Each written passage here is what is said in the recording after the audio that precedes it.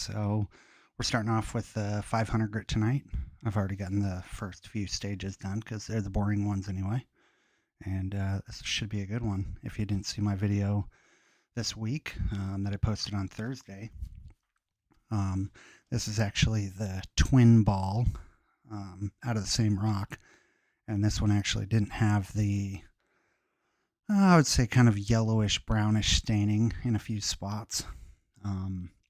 Which I kind of wanted to do that one for the video and this one for the live stream, just because, got to give you guys something special for joining. So let me make sure I got this thing all set, and then we'll get it rolling.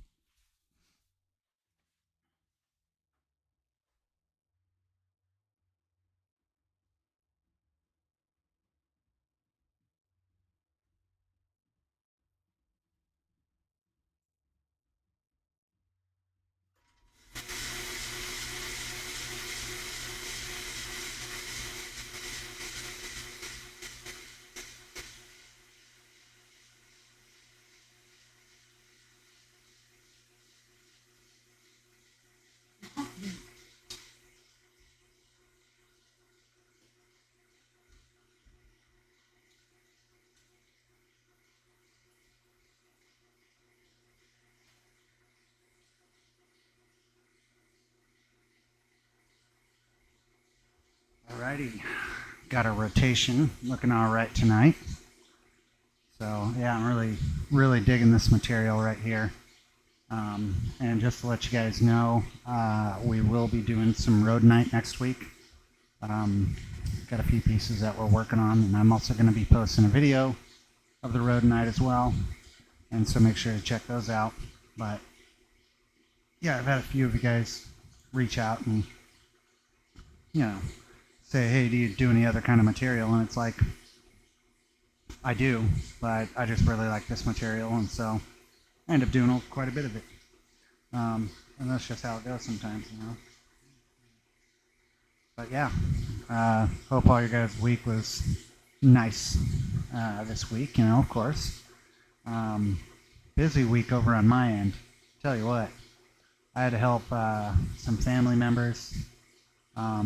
My great aunt is getting ready to move up to Washington, and so we're selling her house. And yeah, I mean, we got the inspection done, came back with a list full of stuff, very common.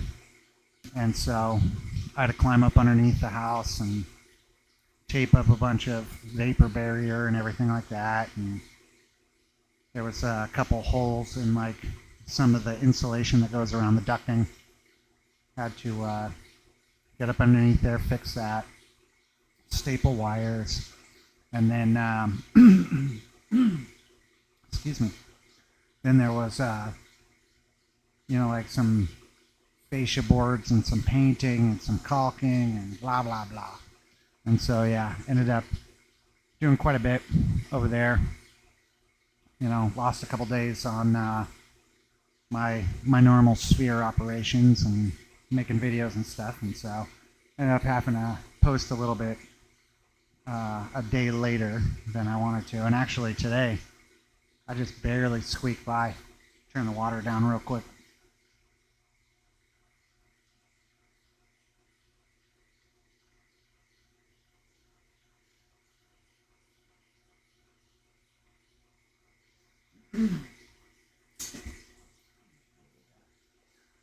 Yeah, I mean, since today was one of the first nice days, I ended up going over there and doing all the painting. Well, more like doing more of the painting, because I was able to prime up all the fascia boards that I was installing, but I really needed to get like first and second coat of paint on there. And man, I tell you, it was super nice too. It's like 70 degrees, perfect weather for painting.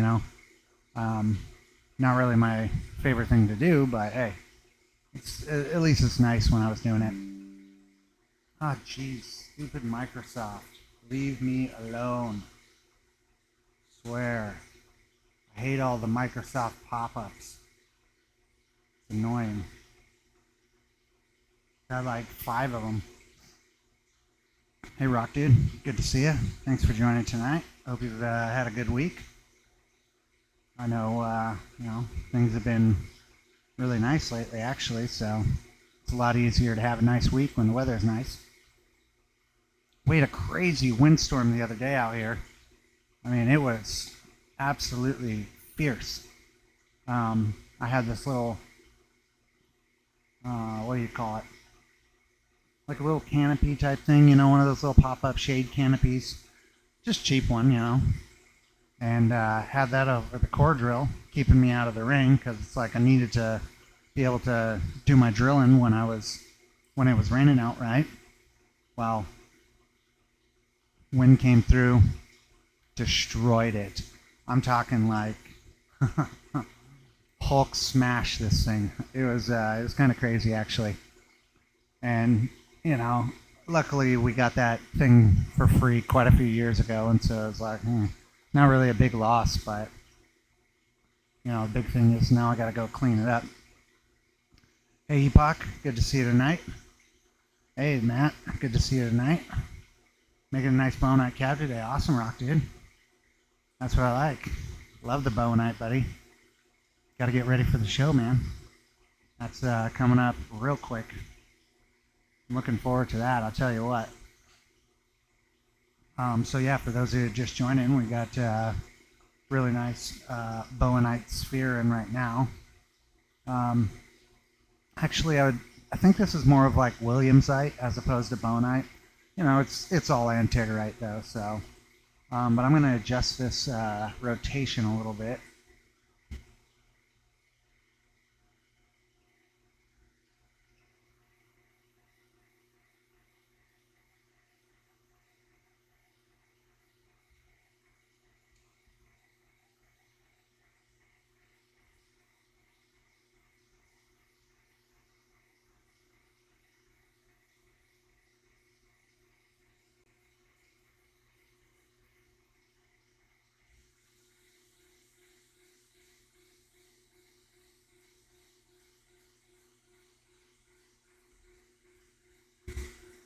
I also sent Highland Park a message this week. Haven't heard back from him yet, but reached out to John Rowland. Saw if maybe he'd be willing to cut me a little deal on the sphere machine. So hopefully he'll reach back to me and, give me an offer I can't refuse. It'd be nice, but hey, if anything, we'll just wait a little bit longer. And then, actually, funny enough, so I'm wanting to buy a sandblaster for a few projects, and went over to old Hazard Freight in Medford, and yep, apparently they sold out of those like a year ago.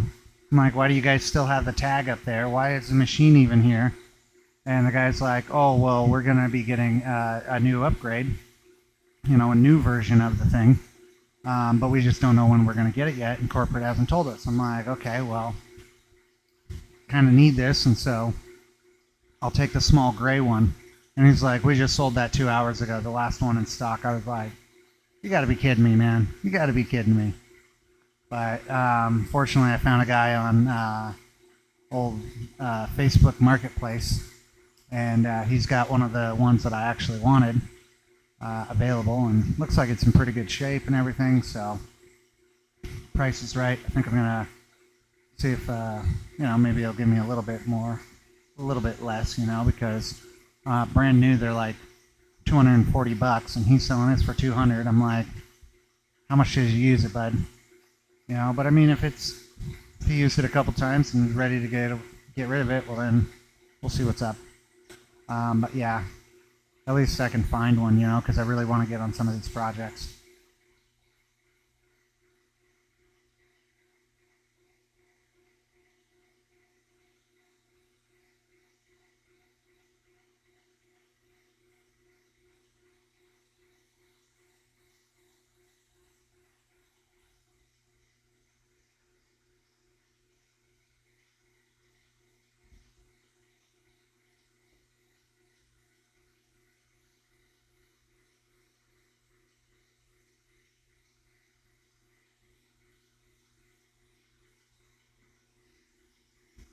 Oh, Epoch, yeah, I forgot I was telling you I was going to choose which one, and I ended up going with Stitches. I just really like this material a lot. Oh, and Rock Dude, I went and bought some soap, and I'm actually going to give that a shot. God, what is going on with this thing, though? You can see it's really favoring, like, what, this cup right here. So I'm going to turn it off, turn it back on, see if we can get a different rotation on it.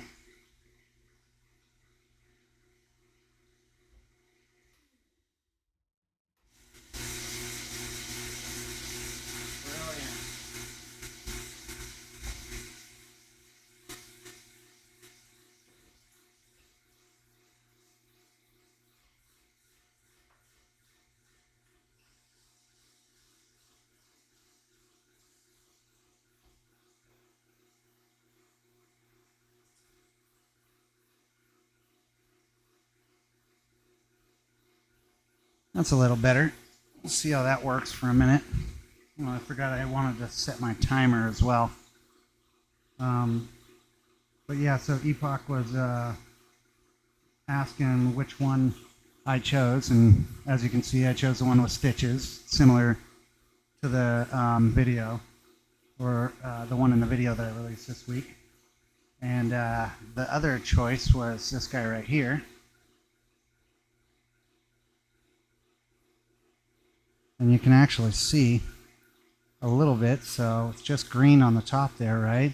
But then when I rotate it, you start seeing some white. So that's some of that crazy chatoyance. And then on the bottom here, you get that same thing. And so it's pretty cool. It's like a, little planet with a storm. Yeah, see? That cup's getting favored again.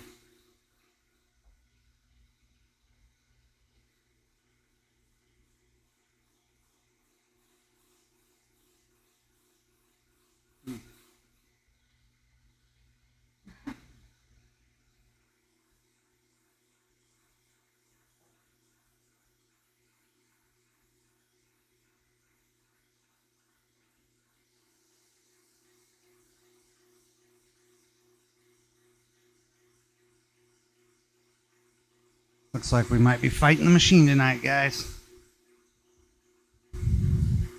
Yeah, stitches over clouds for sure. No, I mean the clouds one's going to be really cool, but to be honest, for a live stream, what I want to do is I want to get the other two because I have two more, right? I want to get those preforms all done, ready, so then I can choose which ones or which one I want to do for a live stream. See which the best one is and do that for a live stream. Hey, just one more rock. Good to see you. Hope you're having a good week. Appreciate you joining tonight. Can't say, but though I pop, say hi, hit the like button and support. Appreciate it, man. Definitely appreciate it. Every little bit counts, Maybe Highland Park will see this and be like, you know what, let's give this guy a little shot, right? Yeah, actually, my buddy Brian was telling me that what I need to do is I need to start tagging Highland Park in all my videos and Instagram posts and stuff like that, just so they can see that, I'm doing the thing, I guess. So yeah, I think, we got a shot at least, but really I want to get that machine no matter what, because I'm telling you, I was thinking about, what in reality I can do here. And so these machines that I have right now, because I've got 3 of them operational, and what I actually think I can do is do all of my roughing with these machines, right? And that includes going up to about maybe 800 grit or something like that. And then what happens then is I have a whole lot more balls that I can feed into the high speed machine, because that high speed machine is going to be just ripping stuff out. And so I need to be able to feed it, otherwise I have a bottleneck. And so I figured, this one that we got running here, usually I'm doing about up to 4 inch. I want to do a 4.5, but I think these cups are just too small. I might end up getting some cups just like this, or maybe have some 3D printed ones, but I need to get something where I can do a little bit bigger.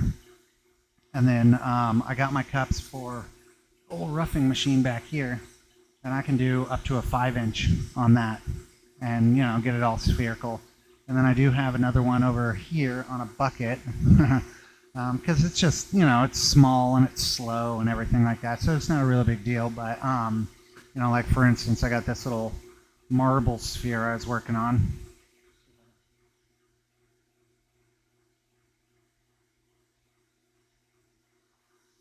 So I pulled that out of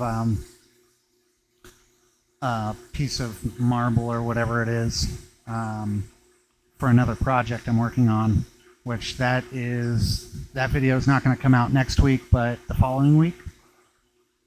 It's taken a lot of work. Hopefully you'll see why. But yeah, I figured, I was like, well, I've got the core, might as well, right? And let's see if it will actually sphere up. And so yeah, definitely had to check that out. But hey, what up, Rockhound? How you doing tonight, buddy? Did you get all your painting done? I know I got all my painting done. And then yeah, that's the other thing. So Rockhound and I were talking about the ancient Japanese art of suiseki, right? And Rockhound actually decided to make one, and so you'll have to check out, see what that's up, or see what's up with that. Hopefully he's going to bring it to the show, 13th, 14th, and 15th at the Jackson County Expo, by the way, if you guys don't know. I'm sure you all do, but hey, one more rock, man, I'm telling you. It's just the beginning for me. We're going to really start cranking stuff out before too long. I think once I can get that high-speed machine, I might actually end up, because, Epoch will be around, and so I think I'm going to put him to work, and hell, we might even get another core drill going, get it rolling, Hey, what's up, Ron? Good to see you tonight. Hope you like that sphere I got you. I'll have that video out, by the way, next week, so make sure to check in on that, buddy. I'm really excited for that one, actually. By the way, Ron, here was the other one that I was able to get. Let me get it wet real quick for you.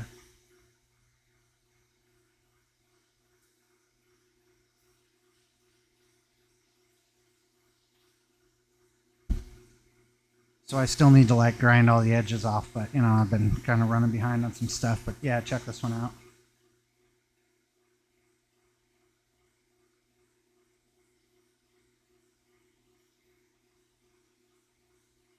Yeah, right here. I really like it where it's like that solid black and then the pink lightning bolts. This is going to be a good one, man. Heavy. Very heavy, actually. It's, dude, I gotta be honest, man, besides the kind of fart smell, it's good material to work with.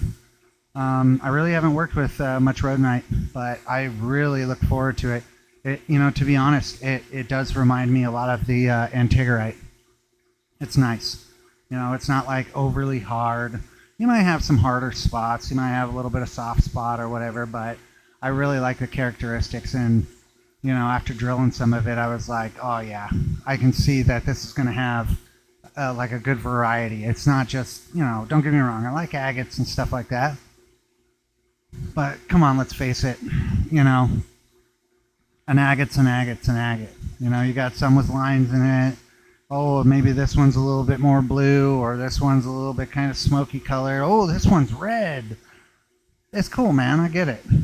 Well, except for that chopstick lattice, man. That stuff is bananas. Can't wait to start working with that. But you know what I'm saying, I really like this material and that Roadite just because it's really nice to work with. You can get a good, really nice polish on it. But it's just got so much characteristics, and, every single one of them's different. So it's really cool stuff. But yeah, like this one, as soon as I drilled the core out, I was like, oh man, it looks like it's got stitches, dude. Working on making a Thunder Egg sphere by hand. Oh, no way, that's going to be crazy. First one done over. Well, definitely, yeah, it's a learning process there. One more rock. It's definitely a learning process. And I'll tell you what, we've talked about it before. me and Rockhound, a few other people. And so eventually I'm definitely going to be making a Thunder Egg sphere. When is that going to happen? Not quite sure yet. Probably once I get the Highland Park machine. But we're still waiting on that. What's the maximum size sphere possible? Not with your equipment, but theoretically a point where the weight. So actually when you get past, something like... So yeah, Matt, I would say the biggest sphere, like they have some of them over in Tucson this year that were like 5 feet tall, maybe 4 or 5 feet tall, and you're not using cups at that point. You build specialized machines for it, and actually it's more like it sits on a pedestal, and then the pedestal spins with it on there, and then you have like essentially a core drill tip, right? And so it's like a ring with a bunch of segments on it. Here, let me show you.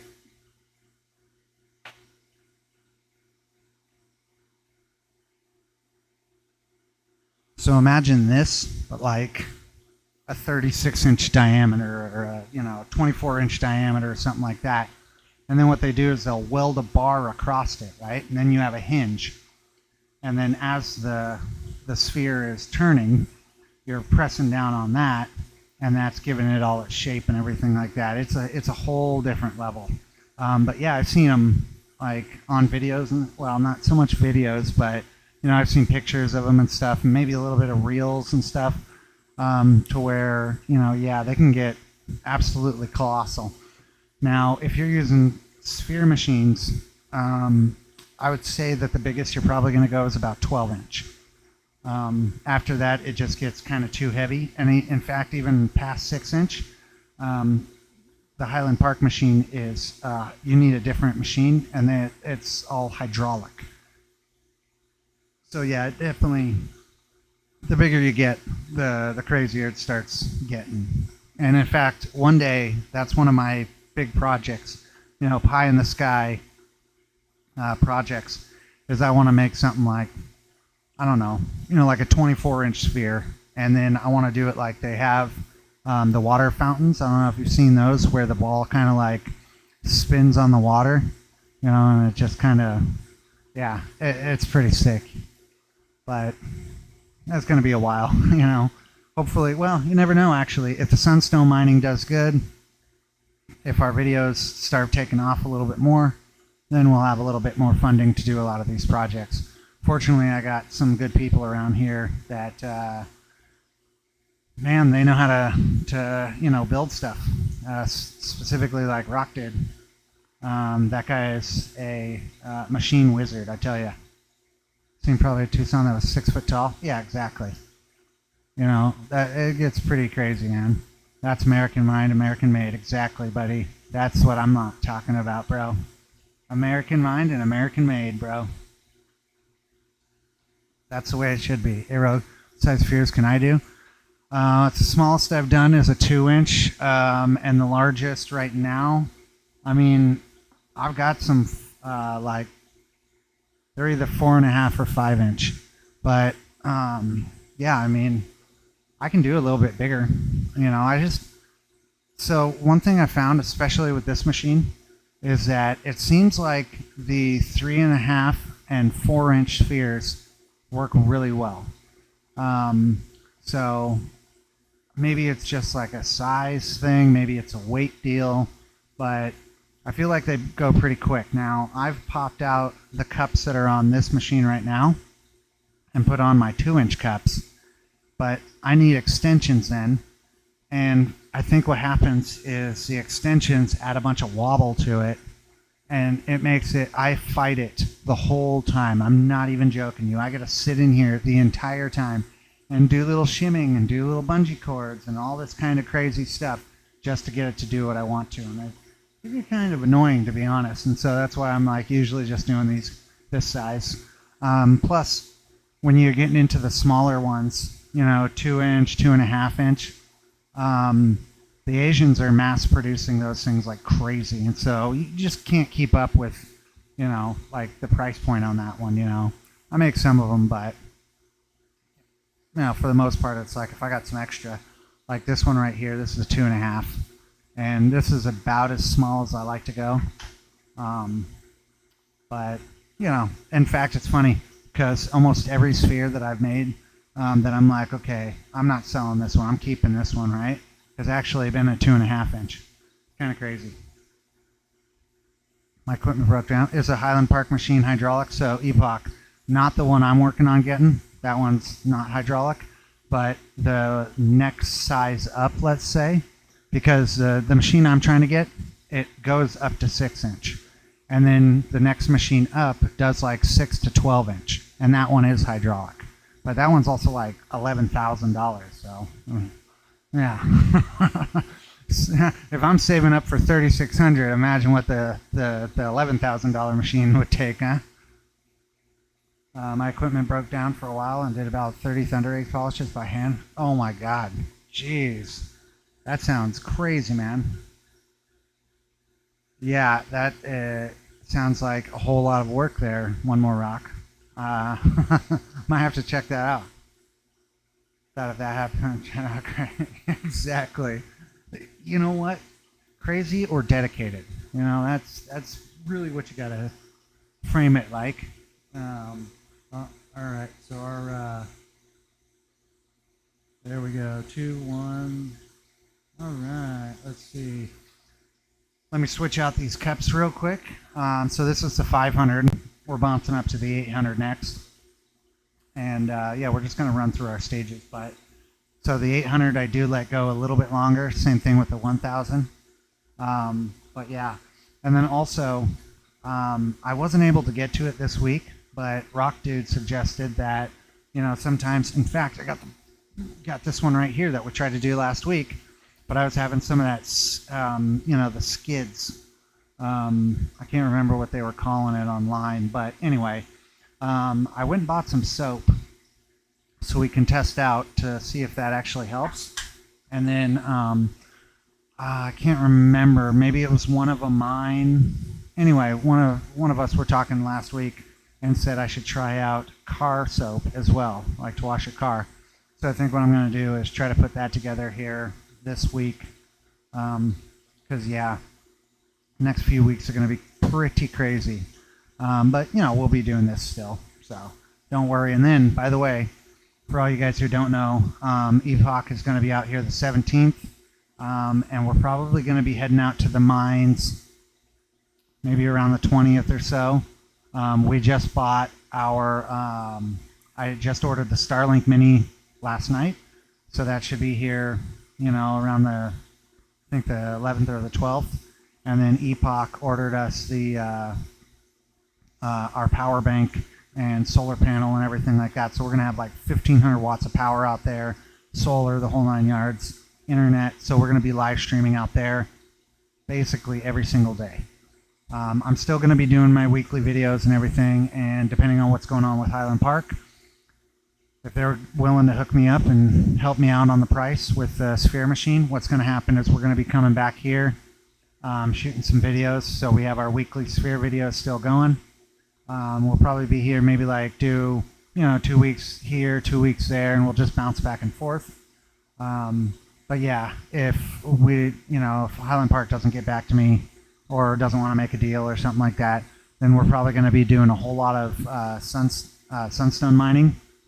And then I think what we'll do is we'll probably be hitting places like Glass Buttes and Hampton Buttes and all that Prineville map area and doing all kinds of stuff like that. So we're not just going to do the sunstone stuff. We're going to do a lot of it, but we're going to really try to shoot a lot of live streams on that stuff. So let me swap these out real quick, and yeah, we'll let the next stage run for a bit.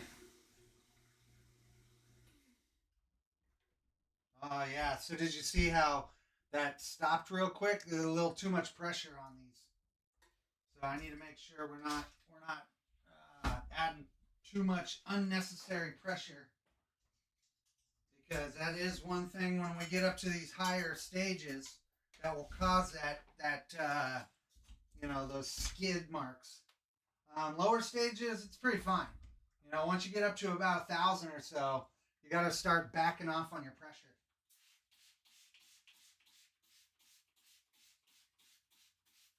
And I'm so glad that I ate right before doing this.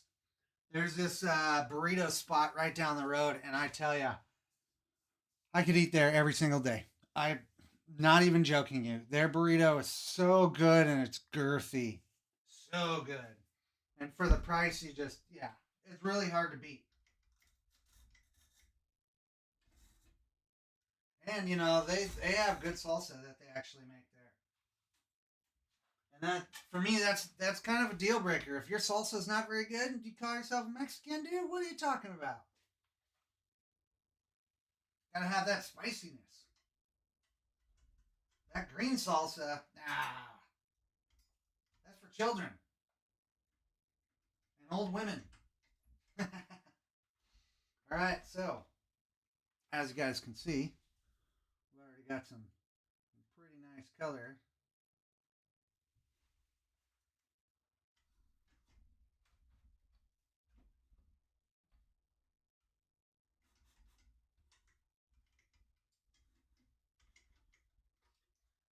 just making sure we don't have too much pressure on these.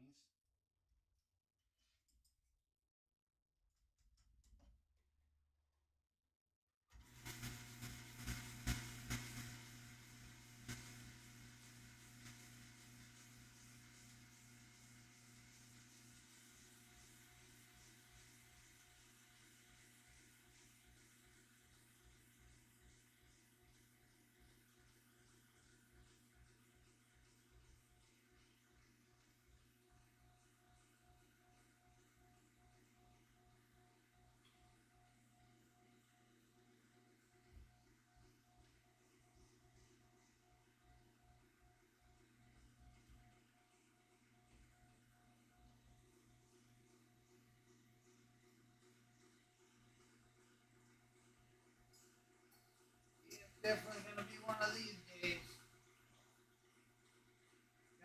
Gotta fight the machine sometimes. Sometimes you don't have to.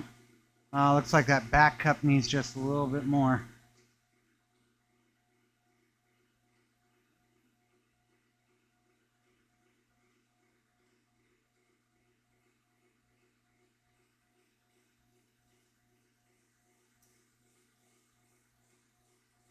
Like I said, this is one of the nice things about having the camera is I can actually see a little bit better sometimes. Well, depending on the angles and everything. Oh, hey Daniel, good to see you tonight. Thanks for joining. Hope your week's been nice. Let's see. Baseball size ones make my immediately my tears to throw it. Yeah, I tell you. In fact, this little guy right here, there's something about it just feels good. It's like I was giving my buddy Mike one for his birthday. It was at the end of February, and I was like, "Oh yeah, hey buddy, got a present for you." And they were getting ready to bail off to the coast, so I was like, "Yeah, don't leave yet. Let me swing by. I'll grab you your present, you know." And gave him one of these 4-inchers, and yeah, it was actually a rock that he found. It was the same kind of material, you know, the antigerite. And the first thing he did was he's like, "Oh yeah, this thing's girthy." And I was like, "Yeah," because we had this running joke that was like, I don't know, we picked it up in college or something like that, but it was like, nothing puts a kid to sleep like a good rock, right? And it's supposed to, you know, a good rock, but also a good rock. So we were laughing about that. He's just like, "Yeah, this could really put a kid to sleep." It's like, dude, you silly bastard. Cracks me up. Why not try? Yeah. Thunder Egg Sphere. Yes, we're going to do it eventually. We're definitely going to be doing it. It's just going to take a little bit of time. And I think I kind of, you know, Ron and I were talking about that. And I think that what I want to do is start doing like a complete, you know, go out, find the rock, bring it back, do the entire process, and then make that the video, right? And so when it's time to do the thunder eggs, I'm gonna go out, get the thunder eggs, and do the whole video and be like, all right, making a thunder egg sphere, blah blah blah, you know. Watched the Australian Gold video on the new guy. Can't wait to buy the new metal detector. Mine Lab, 15,000. Everything expensive. Yeah, it's ridiculously expensive nowadays. Yeah. Well, you know what? It's like I see on the Instagram reels or whatever. If I win the lottery, there will be signs. Would my brother tell him about my Psycho T egg polish? Yeah, exactly. I'm supposed to be here and here are upcoming secrets. This is going to be clutch, buddy. Yes, sir. Fred's an animal at polishing. Oh, yeah. That's what this game's all about, buddy. You got to be good. You got to be persistent. Hey, Reload. Good to see you tonight. Hope you're doing well. Hope you had a great week. Have a bunch of 2.5-inch multicolored rare patchy tiers that would make amazing spheres. They're actually round. How complex would it be to make them into spheres? Smaller. It's going to be a lot harder because, like, if you're not going through the process, right? I mean, like, I could probably round them out on Frank over here because I've got the diamond wheel now. 60 grit. Not the one I wanted, but the museum gave me a killer deal. But yeah, like, I mean, if you could, like, round them out and everything like that enough to then put in the sphere or the roughing machine, you know, you can probably get them. But I think, generally speaking, it would be easier to, you know, to kind of go through the process, right? You might find yourself doing, I don't know, not necessarily less work in some ways, but yeah, it might be less work, you know? Because at least with the core, everything is like, you know, how would you put that? It's like everything is how it's supposed to be. Like the core makes it round, and then when you know, drill it again, then you have different size of rounds, and you have your edges and your angles are proper. You know, trying to get it like, you know, trying to rough it out on a diamond wheel to then put it into a roughing machine. You might struggle with it a little bit more, but it's definitely worth checking it out. We're definitely going to be going to Glass Buttes here this summer, though, and getting a variety of different obsidian to do spheres with, though, because I'm a sucker for rainbow obsidian, and I know a lot of people like the mahogany obsidian, so we're going to be heading back out there, and plus Epoch's never gone out there, so we're definitely going to have to take him. I've been rounding around sapphire and some red, white stripe, jammy stuff at the BC Montana. Oh yeah. That would be cool. I definitely, you know, actually, buddy Steve almost sold me a marble maker a while back, or like a small sphere machine, I guess you call it. I think he has the Covington one, and I almost bought it. I just, to be honest, I didn't have the money at the time.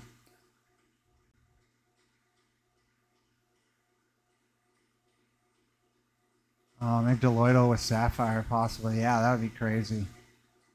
I really like to make smaller spheres and small tools. Yeah, symmetrical. Exactly. That's the word I'm looking for. But you know, if you could get it to where you can throw it in the roughing machine, then you know you're really working a lot of the shape with the. Wow, that was really sounded like an old miner there with the missing teeth.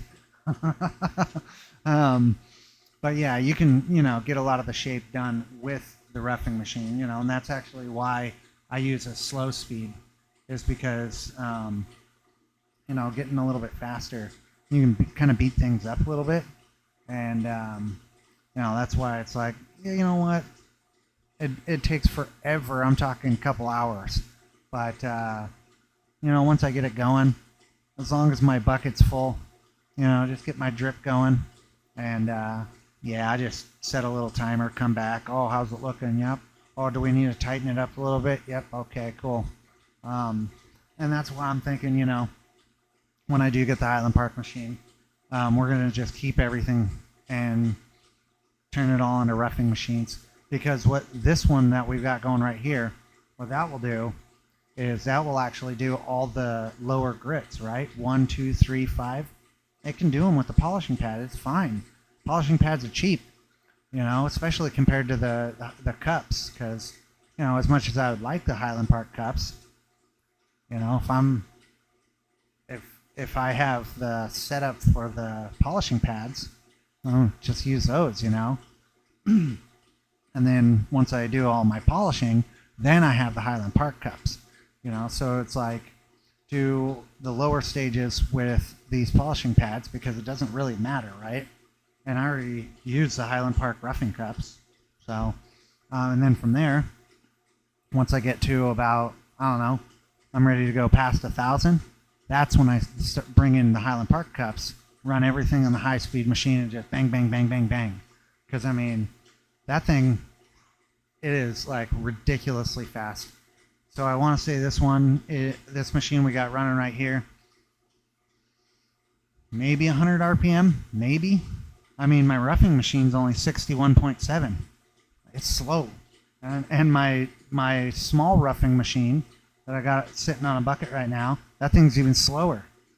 And so it's it's if I've got all of these things running, roughing things out and making sure that we've got like the early stages done, your pre-polish stages, then yeah, I'm just going to be feeding that Highland Park machine, just feeding it and feeding it and feeding it. Actually, what I was thinking is my core drilling might become my bottleneck because it's like I'm only one guy. I can only core so much so fast, Fortunately, though, if I'm using softer materials, anything about, I don't know. Lately, I've been doing about 6 and under, so that's why I do the Santigrade. It's about 5 to 5.5. It's also why I really like that Roadite. It's because it's 5 to 6, I would say, depending on. So, because there's going to be different types of material, right? It's got that pink stuff. Seems like that might be a little bit softer sometimes. But yeah, I've tried to drill some agate, and actually I've got a thulite core for Rockhound that I need to finish preforming because we need to do a little bit of CA glue on it. Big old crack down the side of it. So, but yeah, I'm just kind of like, oh man, that thing's gonna take forever. I mean, I want to say that the core, it's a 4-inch core, maybe like 7 inches long or whatever. Maybe not even that. Probably about 5 to 6 inches long. That thing took us like an hour to core. I'm just like sitting on there like, Jesus, what is taking so long? And it even slicked over my bit and everything. I mean, we had water, we had pressure, everything like that. But yeah, it takes so long. And agate, you get some super hard like petrified wood or something, or it's like a 7.5. It's gonna be there for a month, going, and yeah, it's like this stuff looks pretty cool. Eventually, I'll get on to doing a little bit harder materials, but I think what I'll end up doing at some point is, upgrading my whole core drill system. I don't know if I'll ever be able to afford that super awesome one that Highland Park has, because that thing's like the price of a car. But hey, who knows? Maybe one day, right? Mine Rainbow for years, and I'm hooked in old timers out here. Yeah, excited to meet you. 20th pencil in my calendar for the Sunstones. Excellent, dude. That's what I like to hear. Yeah, I mean, we're going to be out there a lot. That's for sure. A lot. Trying to change 78 Monte Carlo for some rock tools. Dude, yeah, that would be cool. What kind of rock tools are you trying to get there, buddy? Getting a big old saw? I core, I smack, I carry, I grind. Yeah, bud, you're going to be doing a lot. That's for sure. We're gonna be using you like a mule. You're gonna be like, I want to go back to New Hampshire. Yeah, right. You're gonna be loving it, bud. It's fun, A lot of cool people in this hobby community, whatever you want to call it. It's really cool. Weight and pulley like a Swiss screw machine. Yeah, so like I've seen people in the sphere making group. What they'll do is they'll put sandbags on their levers. To kind of just pull them down. But yeah, I mean, it's still like you're waiting forever. And then, what really sucks is sometimes you can't put that much pressure on it because the rock itself isn't stable enough and you don't even know. So, for instance, if you find a real nice piece of, let's say, sea maggot, right? And you're like, oh yeah, this is going to be perfect. It's nice and thick and everything. Okay, I'll be able to at least get some 3 inches, maybe a couple 3.5s, right? And you're like, screw it. I've been drilling a bunch of nice soft stuff for a while. Just got this brand new bit. Here, let's run it. Takes you 45 minutes and you get to the very end and the rock breaks. And you're like, what? Oh, yeah, apparently it's gone through a fire. And so the material's just trash. And so it's like, great, good feeling.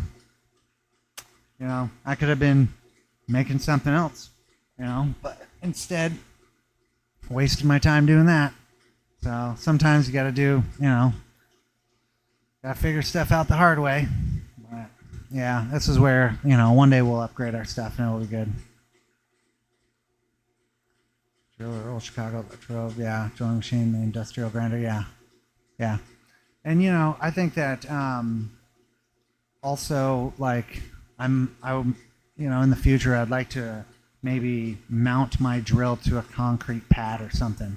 I think that would be a huge help because right now you got a little bit of flex down at the base where the arm comes up, that holds the drill. The tower, I guess you could call it. So I've seen it in some of the time lapses. When I press on it a bit, it does this. And so, there's a little bit of work that could be done.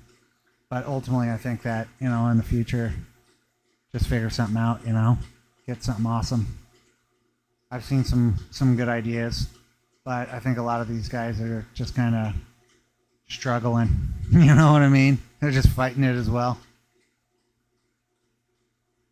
A lot of rock crushing outfits up there. Yeah.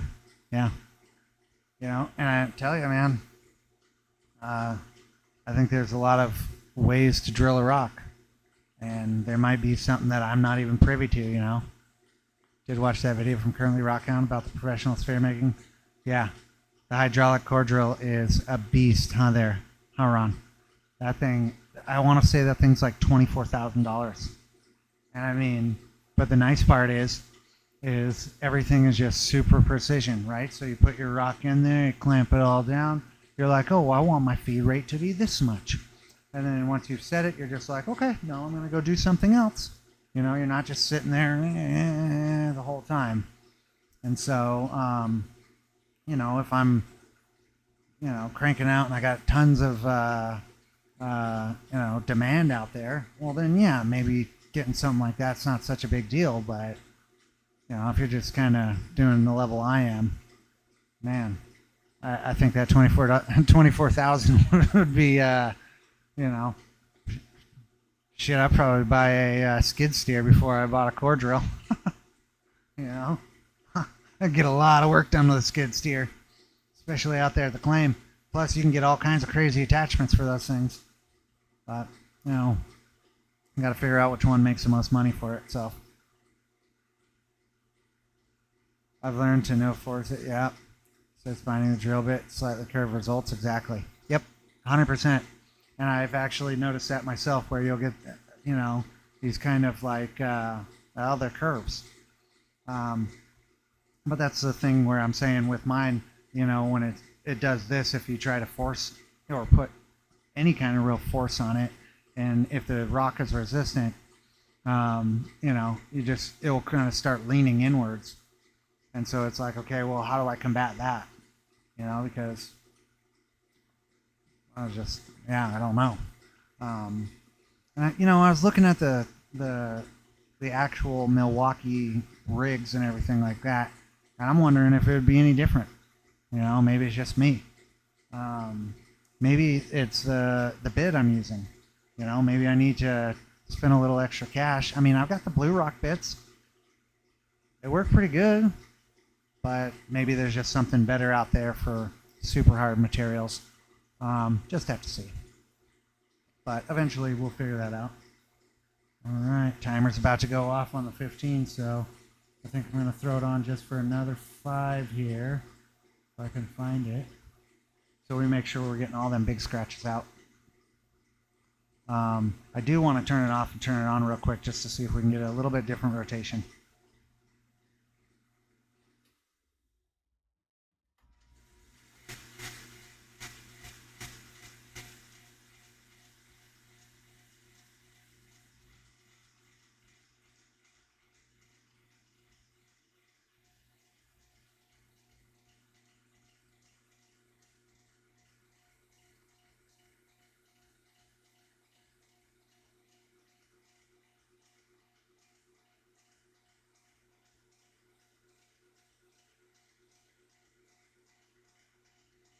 Yeah, it's looking all right. Yeah, I wish I had a backhoe. I'll tell you what, buddy. The things I could do with a backhoe, I'll tell you what, man. But then you got to have the trailer and all that kind of stuff, you know. And just like everything else, it ain't cheap. Hell, diesel ain't cheap, man. I've been having to go over to Four Corners in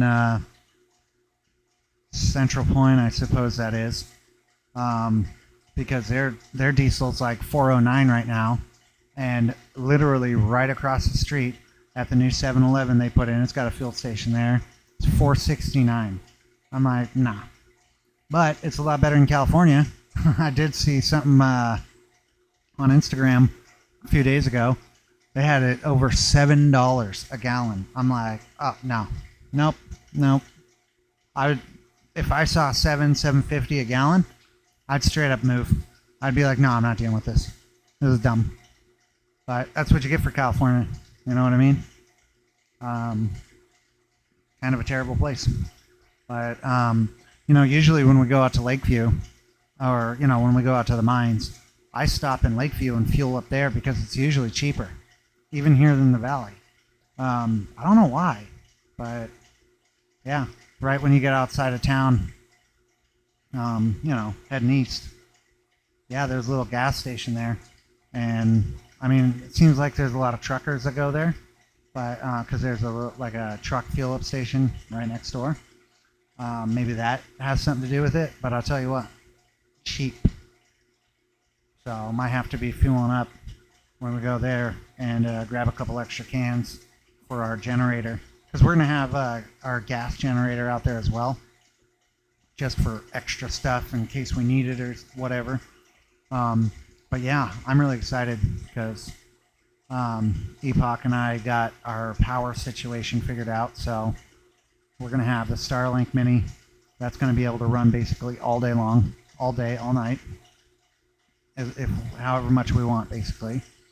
I'm getting the unlimited package, which is like, it's kind of expensive, but dude, I'm out in Rabbit Basin, so $165 a month, but that's unlimited, and I'm going to be streaming out there, and I got to be able to have communications with town, so it's worth it. Plus, we don't have to pay every single month if we don't want to, right? So say we go out there, all summer long, right? And then I don't need it during the winter. Well, I don't pay. And so I'm like, yeah, that's pretty nice. Plus, maybe they'll reduce the price eventually, but, Starlink's still pretty new, in all reality. And just the fact that I can be out in the middle of absolutely nowhere and be running this thing and have full-blown, streaming capabilities, that's pretty awesome. So I'm looking forward to it. You can add used garnet from WaterJet. Yeah. That's another thing that we were talking about the other day, is I would love to get a WaterJet. And they've got some now that are tabletop versions, and I heard they're not too expensive. So before too long, we might be looking into one of those things. Because I tell you what, it would be real cool to have one of those. I got some cool ideas that could put that thing to work. Especially if the price is right. Really what I need to do is I need to find somebody with a 3D printer before too long. I want to have them print me out some cups. Because I was looking at the cups that I'm using on this machine. The guy wants he's up in Eugene, and he's an Oregon guy, so I'm like, okay, well, I'll give you a little bit of points for that, but for the set of 3 cups and a full series of the polishing pad rings, dude wants $400. Really, man? seems a little pricey. Um, but in all fairness, those polishing pads, they do last a while, and depending on how he's making the cups, blah, blah, blah. But I mean, I could probably pay somebody to do a 3D printer like $50, dude. So it's kind of like, yeah, just got to find somebody. Get just working stuff I already have instead of looking for new rocks this spring. I know it. I know. Fuel prices are unreasonable. And you know what really stinks too? Is that whole cash for clunkers thing that happened a few years back or whatever. Jeez, maybe it was more than a few now, huh? All the Geo Metros are gone. All the little crappy little cars like that gone. Hey, one of them mine. Good to see ya. Hope you had a good week. Appreciate you joining tonight. Yeah, exactly.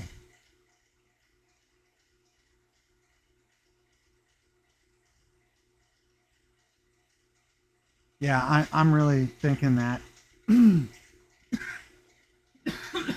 this is another reason it's going to be nice to be out there in the desert. Because if we're just sitting there mining, you know, for the most part, we're not going to be spending a whole lot of money. There's going to be some upfront costs, but for the most part, yeah, it's not a whole lot that we're going to have to deal with. Hey, James. Yeah, this is more of the well, it's I would say it's more of the Williamsite, Antigerite, and so Williamsite and Bowenite are the two species of Antigerite, and typically the Williamsite is a little bit more milky. The Bowenite is more black and has that transparency. So, but yeah, it's the same stuff. I love this material. So yeah, good to see you tonight, though, bud.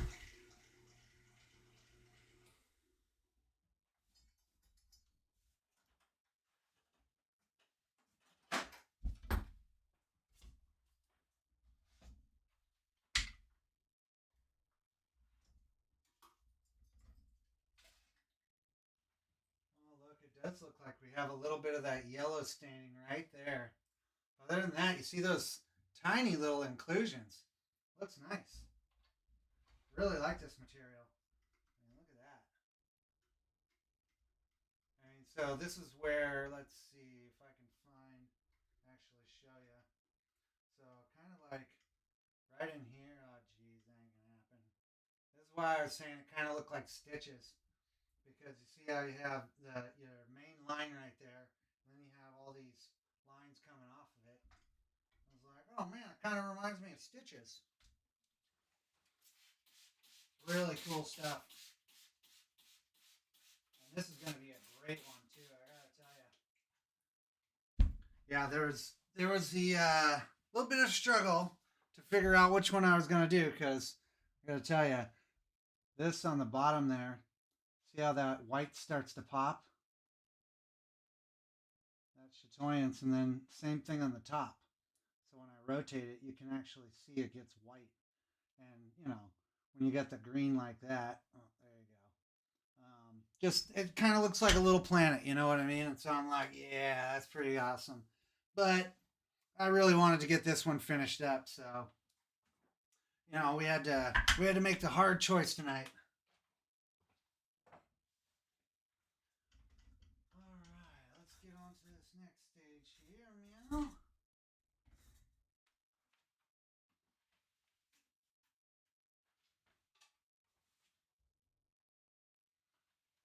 Right on to this 1,000. Oh no!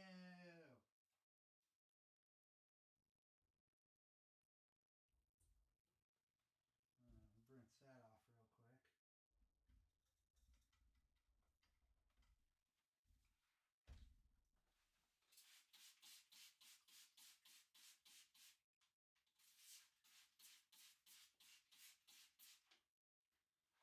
It's not often when I drop them in the bucket like that, but when I do, it goes into that gnarly stuff. Yeah, it should be clean. Yeah, it's good. Tell you what, I'm actually thinking about getting a new tray because I think these mason tubs work pretty well, but this one's kind of And I've had it for probably 10 years now. It's about dead, and actually the bottom of it is bowing up like that. So it's like, yeah, might need to get a new one. I mean, they're only like 20 bucks, so not a big deal. But I just like how much it holds. Makes it easier. Plus, I can just set the whole machine on top of it. That's the nice part. Tell you what. Oh, come on. There we go. Release the grease.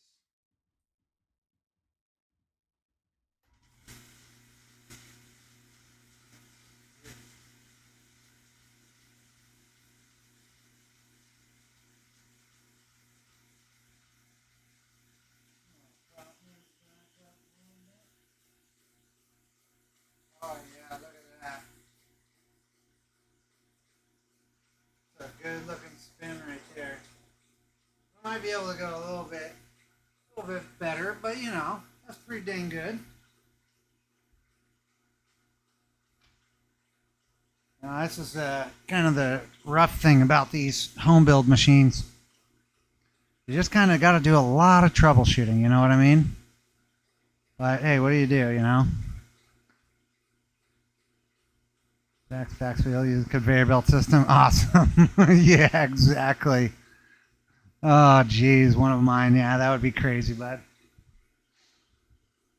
And yeah, we're definitely going to be going pretty, pretty high tech, actually, to be honest. It's going to be kind of janky at first, you know. We're going to have to work our way up to some of this stuff, but I'm hoping that before too long, we're going to have a decent operation going. You know, I don't know if we'll ever be the Chris Rhodes or David Wheatley awesome, but, you know, we're going to sure do our best, right?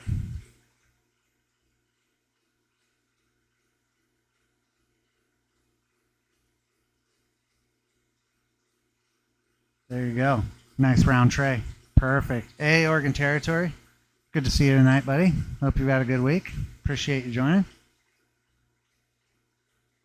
And yeah, hope you're about ready for the rock show, man, because we're on the final countdown here. What's today, the 7th? Oh, buddy. It's coming. It's coming quick. I thought I was going to have a whole lot more done by the time the show came, but it is what it is, you know. I'm glad that I've got at least, you know, some balls ready, because I think that, I mean, there's been a bunch of people who have asked me if I'm going to be, you know, bringing some spheres to the show, and it's like, oh yeah, better. Well, actually, Rockhound's going to be bringing them to the show. Hey, Dyer, good to see you tonight. Appreciate you joining. Hope you've had a nice week, and definitely welcome to the party there. Gotta love the Oregon Rockhound crew, right? Eventually, we're gonna have to have like a Oregon Rockhound party. Well, this is a cool spot anyway. I mean, heck, you know, I got to see some of those people over there in Michigan and you know, the Great Lakes region and stuff like that, talking about their Lake Superior agates. Yeah, but have you been to McDermott? We're gonna put a little prop on that back one. Seems like we're getting just a little bit of gap.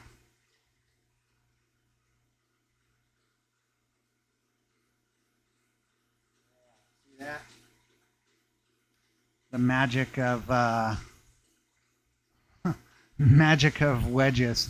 I gotta tell you, I don't know how I get along without those things, because you know the chains, they're supposed to actually do what the wedges do. The problem is with the chains is you can only use one link, right? And so if it only needs to be adjusted a small amount, like let's say a half a chain, what are you going to do? So the wedges come in clutch, man. I tell you what. Oh yeah, buddy. It's a good spot, man. It is. And you know, we also got Glass Buttes and Oregon Sunstones and all that whole Prineville area, all that stuff, man. We're loaded out here. We got it good. Are you doing a live stream next week or stay at the show? Let's see. What time do you know what time the show gets over? Like during the day? because Rockhound and I we're talking about actually doing live stream from the show. So yeah, we're just gonna have to see what's up. You know, I mean, I'll probably, if anything, maybe bring like the laptop over there or something. We'll hook up a webcam. Because if anything, I can use my phone as a Wi-Fi hotspot and figure something out like that. But yeah, we're gonna definitely figure something out because I think that doing live stream from the show would be pretty awesome. The only problem is kids. You know what I mean? And yeah, we just have to figure out how we're gonna do it. Don't want to have it pointing at the patrons, let's say. We'd have to figure that part out. But other than that, not a big deal. And I think it would be great, especially if we could set it up in such a way that it's like, people could swing by and be like, hey, what's going on, guys? Oh, look, I'm here. Ha ha ha, I think it would be good. Oh, yeah, don't forget Zinc Creek. Some of the bloodiest carnelians I've seen. That's for sure. I picked up some amazing back cave jasper today. Really? No joke. Oh yeah, I love me some jasper. I can't wait to be doing it do some spheres out of it. But yeah, we're gonna have to figure it out. Shuts down at 5 on Saturday. Oh, okay. Well then, yeah. Probably gonna be Friday 6, Saturday 5, Sunday 4. All right. So yeah, we'll probably be. Let's see. You know what? We're probably going to just roll with it. We're probably going to try to do it, keep doing Saturdays. I want to always make sure that I have a video out on Wednesday and Saturday. Wednesday and then live streams on Saturday. And then anything else, say it's like, oh, hey, we're going to be at the show or something. It's just going to be extra, I would like to keep it that way. Yep, that is. Yeah, Dyer. It's a gem and mineral show at the Jackson County Expo. It's going to be awesome. You should definitely go. We'll be there. Hey, Tracy, how you doing? Thanks for joining tonight. I hope you had a nice week. Oh, yeah. Hey, definitely that's one of the things that I struggle with the most is like the music. I got to tell you. Because everybody has different taste, right? So try to find like something neutral. But also, I have to use some kind of like music in some degree because it's like, hey, I'm doing time lapses or slow-mos and stuff like that, and there's no sound. And I don't want to just be like, okay, do a little voiceover of like, so yeah, right here you can see the ball is spinning in slow motion. Looks really cool, huh? You know what I mean? So yeah, I definitely appreciate the kind words there on that.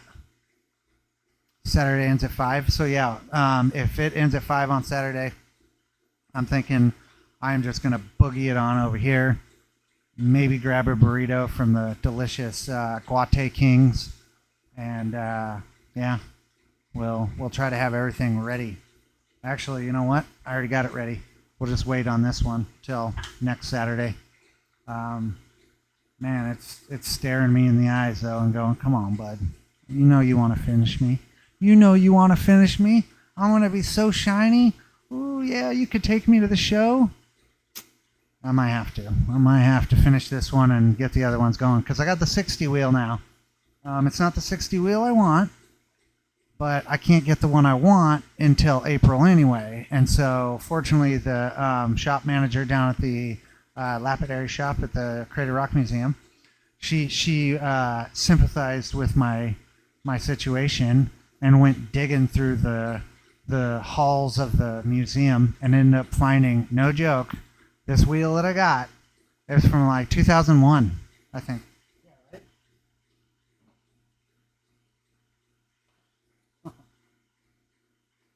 They bought this thing back in 2001, never used it. And so she's like, how's $70 sound? I'm like, done. Here, take my money. And so I actually fired it up And yeah, I gotta tell you, it works pretty damn good. Now, is it going to work as well as the crosshatch? Um, what is that place? Kingsley North one? We're going to find out. Maybe we'll do a little comparison video.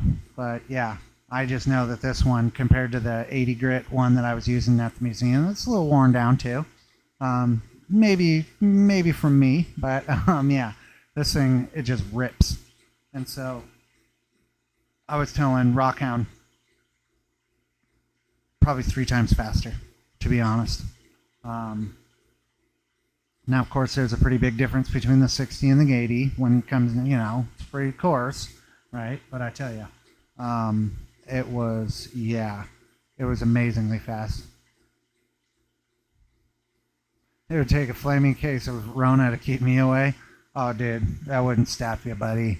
You just put one of those adorable little masks on.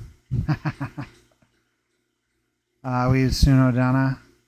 Oh. I'll have to check that out. I mean, my whole thing is with the music is that it's got to be neutral enough to where people can, like, accept it, let's say. Maybe they don't vibe on it or whatever, but they're like, okay, well, it's good enough, right? And then the other thing is I don't want it to come back on me, because this happened before, where I had a video that had like 50,000 views or something that I had to take down because I was using, so I paid for this music service and everything was good, right? But then like a year or 2 years later, that copyright was sold to another company, and then that company tried to copyright strike my video. And I was like, no, I paid for this then. And look, I had rights to it. And they were just like demonetized. And so I was like, what is this? What is going on?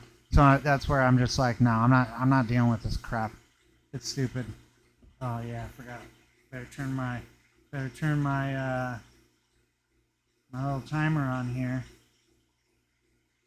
Yeah, because that's extremely frustrating. And it was actually a Zinc Creek video too, which really chapped my ass, I gotta tell you. So yeah, I'll have to check that out. I was very impressed. The slow motion spin, all great. Yeah, I tried to take some viewers' advice actually, because I had a bunch of people comment how they really like the slow mo, and in fact, one person said just a little bit, if you wanted to add or make the slow mos longer, totally fine with it. And I was like, okay, sounds good. If you like the slow mos, we'll make sure. Plus, I like the slow mo. I end up tell you the truth. I end up recording the slow mos and being like, oh yeah, that's sweet right there. Because I mean, sometimes when I've got this whole shop running, there ain't much else to do. Maybe scroll some reels on Instagram or something. So if I've got something going like this and I kind of want to check how the spin looks, because maybe it's like a darker sphere and it's hard to tell. Yep, I'll do that slow-mo and it's like, yeah, that looks good right there.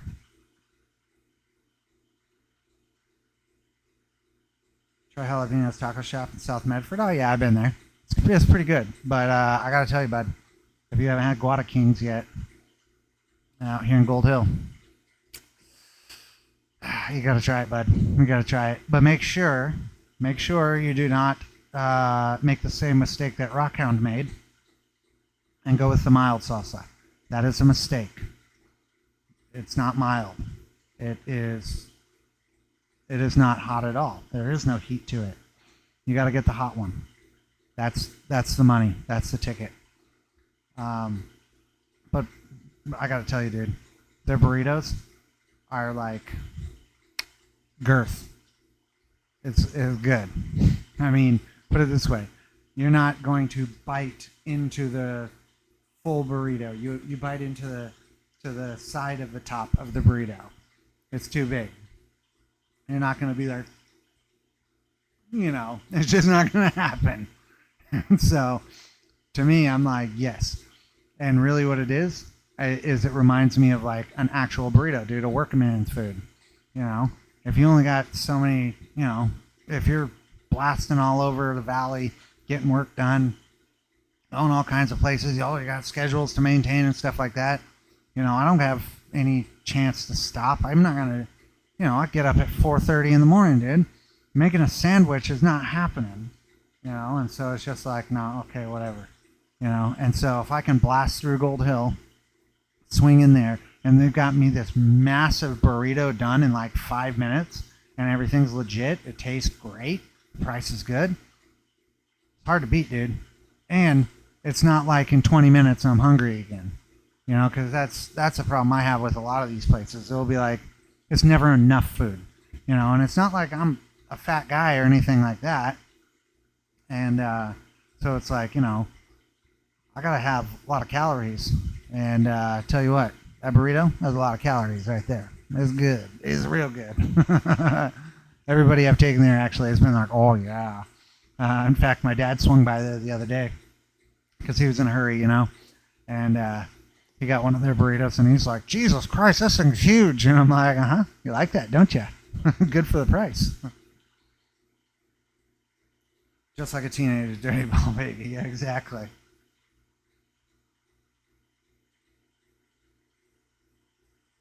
Mild, yeah. Hypnotizing for sure. And mild was a non-existent heat. Perfectly described, sir. Dank burrito for $12, 100%. I mean, really, the spot used to be the Trail Market. But the Trail Market has some issues now. Specifically, dirty tables and flies. And their burrito is $10 and it's small. Yeah, it kind of sad because I went there a lot, hounding in the area, swing through there. Yeah, Bunan spicy Mexican. Exactly. What the hell, right? That's not Mexican. That's whitewashed Mexican, man. That's gringo food. Especially after digging Medi all day, and that burrito hit different. Yeah, I'm telling you. Like a champ, bro. Like a champ. How's it compared to concrete surface grinder? Like with an angle grinder in regards to speed of moving material, center wheel, obviously safer. What's quicker? To be honest, dude, I did the concrete grinding wheel, and I would say this is better. The wheel is better. For a few reasons. Primarily, okay, so we're not talking about this one, but it's a good example. And the reason why we're not talking about this one is those right there. So see how you got the line that goes right through the center? On those that separates the diamond segments, right? That's terrible. Absolutely terrible. But it's not meant for this kind of stuff, right? So I went and bought a continuous, that one that's got continuous segments, right? So then I don't have that funky line. It's still terrible. And there's a few reasons. Number one, it's a colossal mess. The grit is basically the same. I think this is a 60-80 grit. And that's a 60 grit. So you got, like, number one, you have very, very little working surface. Huge pain in the ass. It's a massive mess. It's loud as shit. It's terrible. It's absolutely terrible. Now, maybe if you jimmied something up and you had maybe a bigger disc or something like that, more surface area, great, okay. That's fine. That would be a little bit different conversation. But having, I think that's 1.5 inches, and that's the small width. The one I'm going to be getting is like a 2-inch, I think, or 2.5 inch. And so that's going to give me a lot more space to work with. And even that's more surface area than the grinder. Everything's contained. I control the water. It's not going all over hell and gone.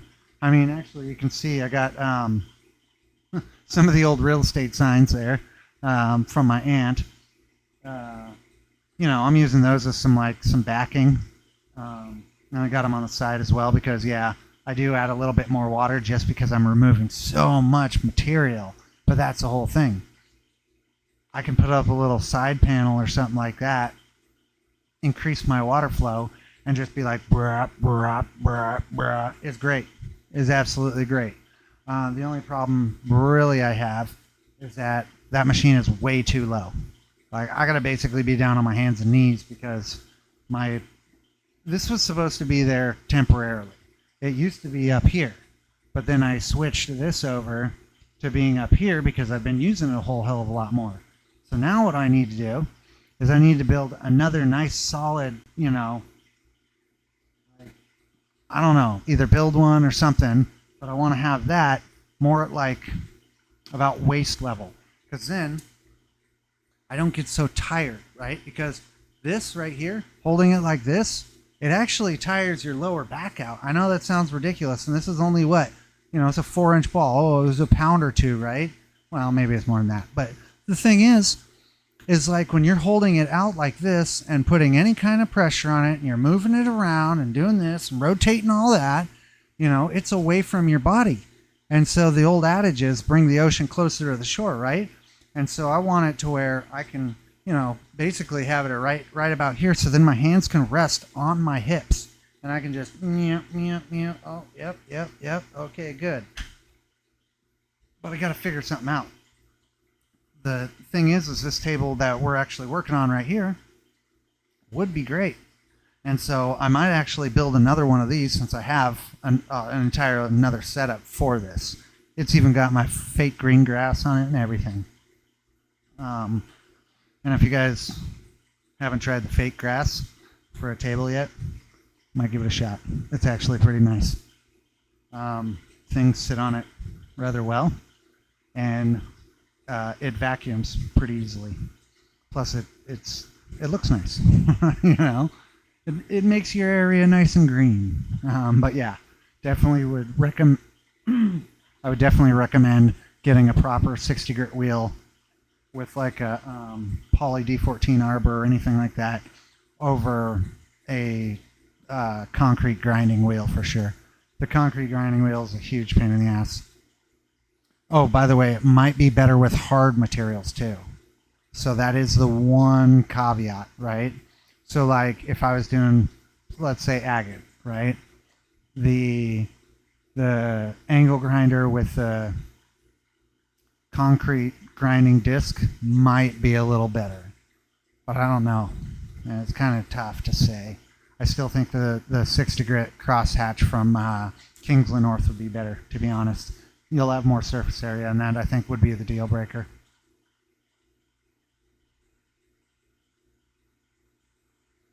Stomachache for me, not so hot. Well, it's not that hot, bro. It's like, it's not even habanero hot, bro. I would say it's just a little bit below the jalapeno hot. So, And dude, a couple Tums and you'll be good. It'll be worth it, I tell you. Just kidding, bro. Just don't tell anybody you're eating the baby sauce. Say, no, this is hot stuff. They make it special for me.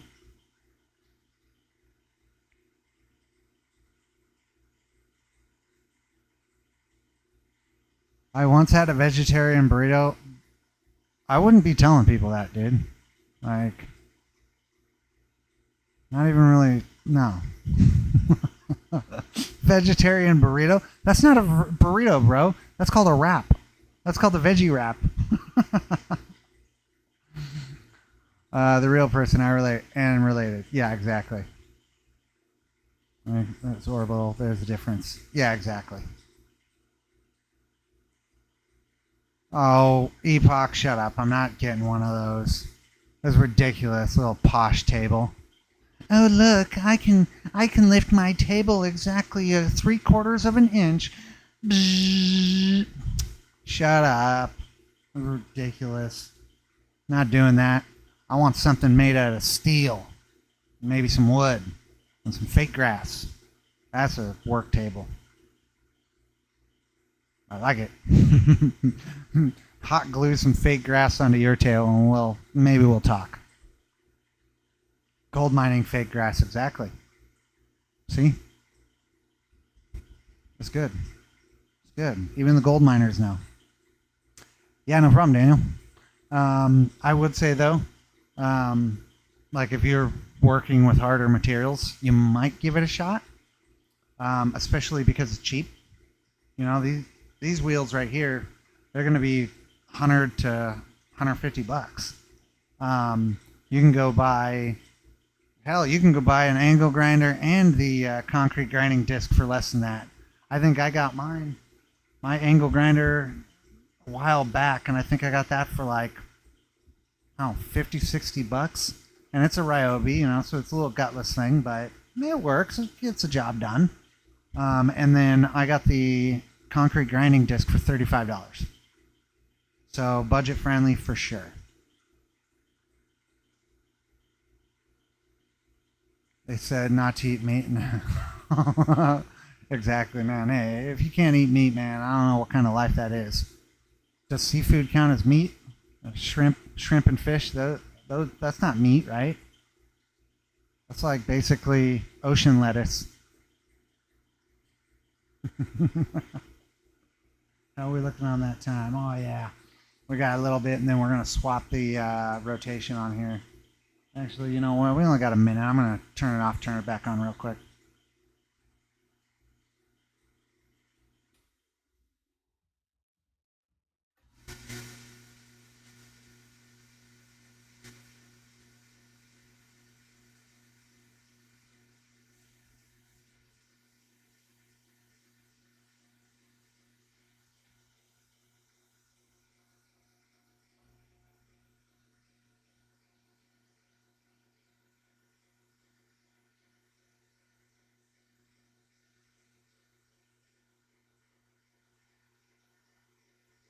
That will probably do. We'll give that a 5 minute.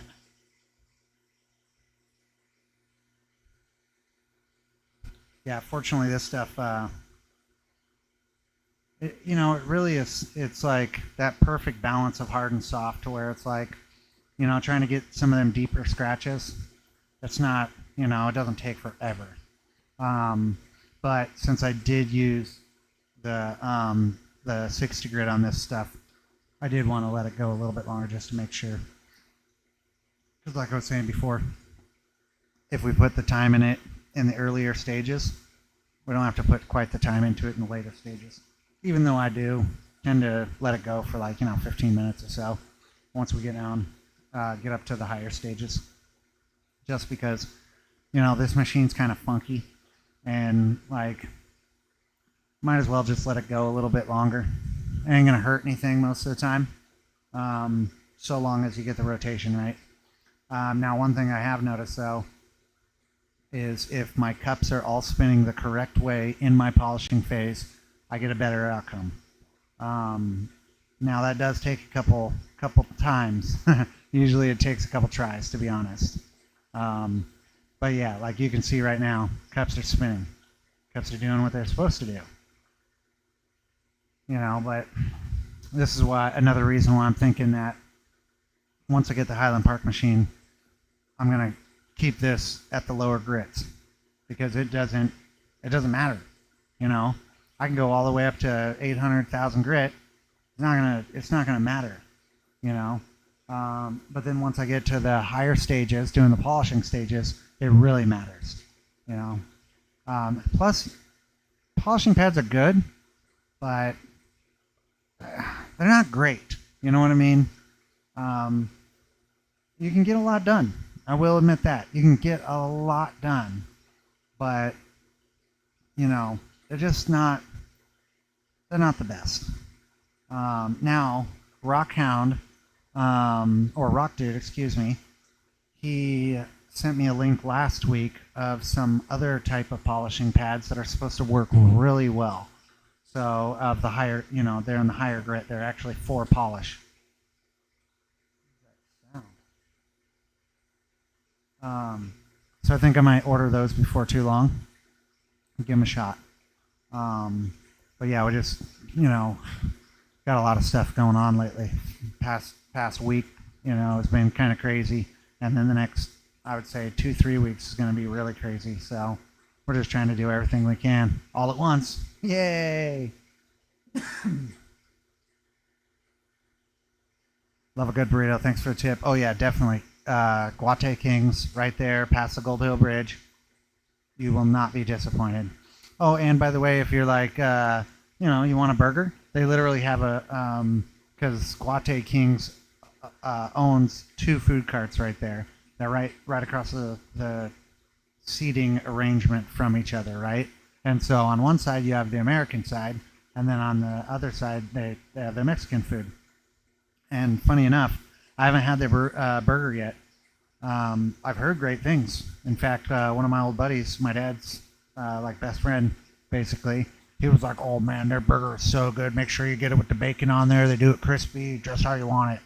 I'm like, "Yeah, but dude, have you had their burrito?" Like, their burrito, bud. Like, what are you doing buying a burger from them? It's a Guate King, not Burger King, bro. So, but yeah, definitely worth it. Worth a shot. DeWalt angle grinder, 45 bucks. Exactly. And so, like I was saying, you can get the DeWalt angle grinder, right? $45. You get the concrete grinder disc for like 35 bucks. Just make sure you get one that has more segments on it. And yeah, you're in business for under 100 bucks. Meanwhile, that thing right there, brand new, or the one that I want, the crosshatch one from Kingsley North, is 110 or 120. So, and you got to have the machine. So, yeah, there's give and takes. They do have that tick down south. Oh yeah, I've heard about that, and yeah, that would not be good. Actually, Epoch was telling me about that not too long ago, and he was saying that it's a temporary thing, but yeah, for like months you wouldn't be able to eat meat, and I'm just like, I don't know if I can hang. Like, what would you do? Give it just one more minute. Yeah, I need to find a used arbor and look into centered wheels. I'm using concrete discs currently, and I feel it's one last concentration, and my fingers are getting to. Yeah, yep, 100%. So I will highly, highly, highly suggest the Poly D14 arbor. You can get them. They're kind of like one of those things that are just ubiquitous. They're everywhere. Um, a lot of the times you'll see them on Marketplace or whatever. But man, I tell you what, that thing is a beast. I want to say I've got like a.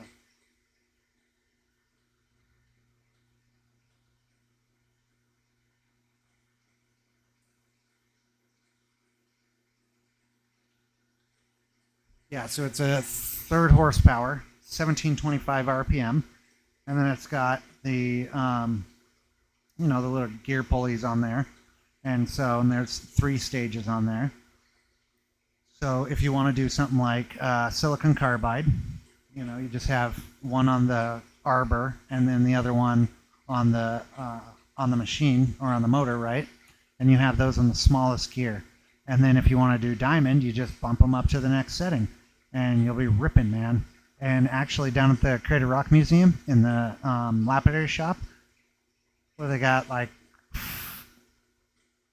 I want to say they got like 5 of these things. The Poly D14 arbors with just a little motor behind them. They're great, dude. I'm telling you, it's worth the money, and it's usually cheap. It's usually super cheap. But yeah, you just gotta kind of look out for them, and especially when you're considering like, how much is one of those Cab Kings, man? They're expensive. We've got a little rinky-dink motor on it too, so I don't know, man. Definitely look out for one. And in fact, I would be checking Facebook Marketplace. Just look for, just an arbor or whatever. Best orbs that are made in these machines. Oh yeah, man. Tell you what, dude. Appreciate it. But wait until we get to the next stage, buddy. Wait until we get that Highland Park machine, man. Things are going to change. We're going to be doing some obsidian spheres and all kinds of crazy stuff, man. Like, I can't wait to do rainbow obsidian, man. I really can't wait. It's going to be so awesome. Artificial composites made with artificial aggregates. The history of grinding wheels began with natural composites. Yep, in fact, I have.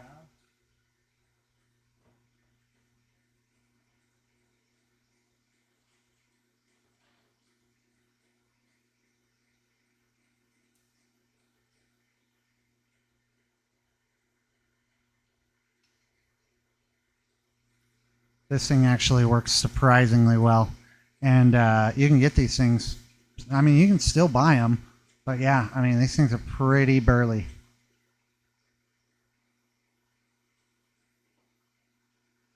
It's just diamond. Diamond works so much better, because it's so fast. It just really eats material. Yeah, centered wheels are pretty wicked, dude. I'll definitely agree with you on that. I was down at the roasting house for Dutch Brothers in Texas. You were telling me about that tick. Yeah, that'd be terrible, man. That would be absolutely terrible. I hate ticks, man. I absolutely hate ticks. I'd rather come across a rattlesnake than find a tick on me. Because the problem is with tick, like not only can they bite you and give you Lyme disease and all that kind of crazy stuff, and now they got this one that can make you stop eating meat. But the problem is you find a tick on you and maybe it didn't even bite you. You're gonna be doing this the whole rest of the day. What was that? Uh, uh, uh. I hate that. It just grosses me out, dude. And it's like, oh, little blood-sucking bastards, dude. Hate it, you know. And it happens every single time too. Like I'll be out hiking or something like that, and it's like, what the hell? Something crawling on my leg. And then the whole rest of the day, I'm just like, stupid bugs. And it's not even anything crawling on me. It just feels like there's something crawling on me. It's terrible.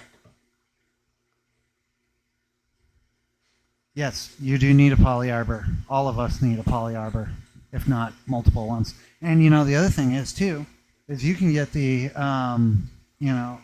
what's it called? The shaft or whatever. You know, you can get those pretty big. Like they can be swapped out. And so like I've just got a little baby one on here for 2 wheels. But if you wanted to, you could get a whole big one and put 6 wheels like on a Cab King. And yeah, Cab King running 2 to 3 thousand. Screw that, man. That's way too much money. That's way too much money. Pneumatic? No.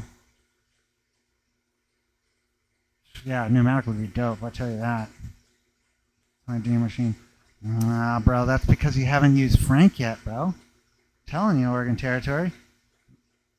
Frank is the bee's knees. And especially if you got like the longer shaft on there, you can put as many wheels as you want to. Your motor's all adjustable. You can get as many different, wheels as you wanted.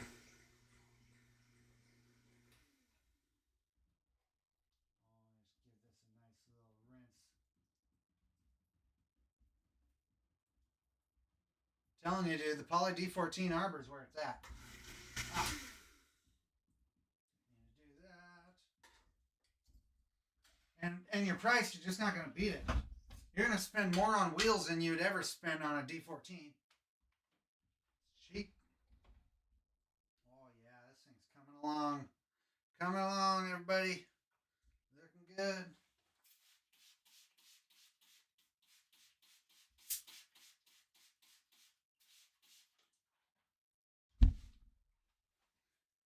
I mean, don't get me wrong.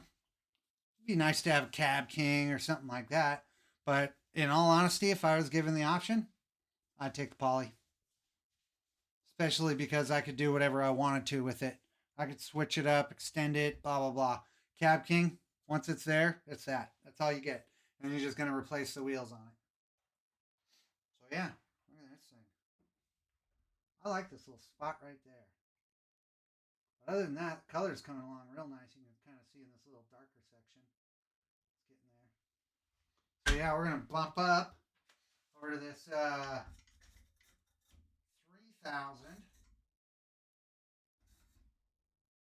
Gotta do my through light. Yeah, we're gonna get on it, man. Just been kind of crazy lately. And to be honest, I didn't expect to be doing all that work for the family members. And so, that literally took, like 2, 3 days last week. And then I was out there all day today. And yeah, it's just like when you got kind of your schedule that you're trying to do with everything, it's like, oh man, to like you know, get pulled off and start doing other things, it's like, oh, okay, now I gotta cram back in everything and get it going. But yeah, now that we're actually getting some sun, I should be able to core that and make the preform. And yeah, it should be good. We'll get that rolling. I want to do a video on it too. Because, yeah, I think a big pink ball would be pretty neat. Super hard stuff, though, I'll tell you that. I'll have you grind the preform.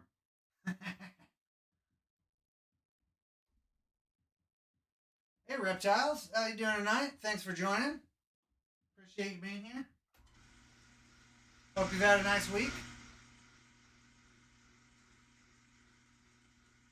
Alright, so we got a nice drip on that going.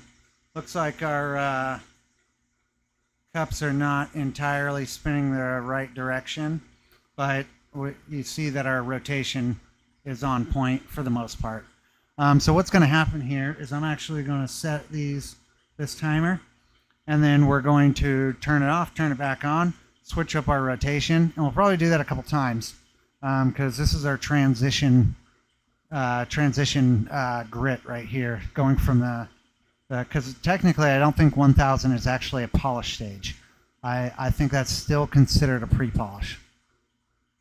But I bet you it depends on who you talk to. You know what I mean? Seems like this hobby, and everybody's got their different opinion. You know what I mean?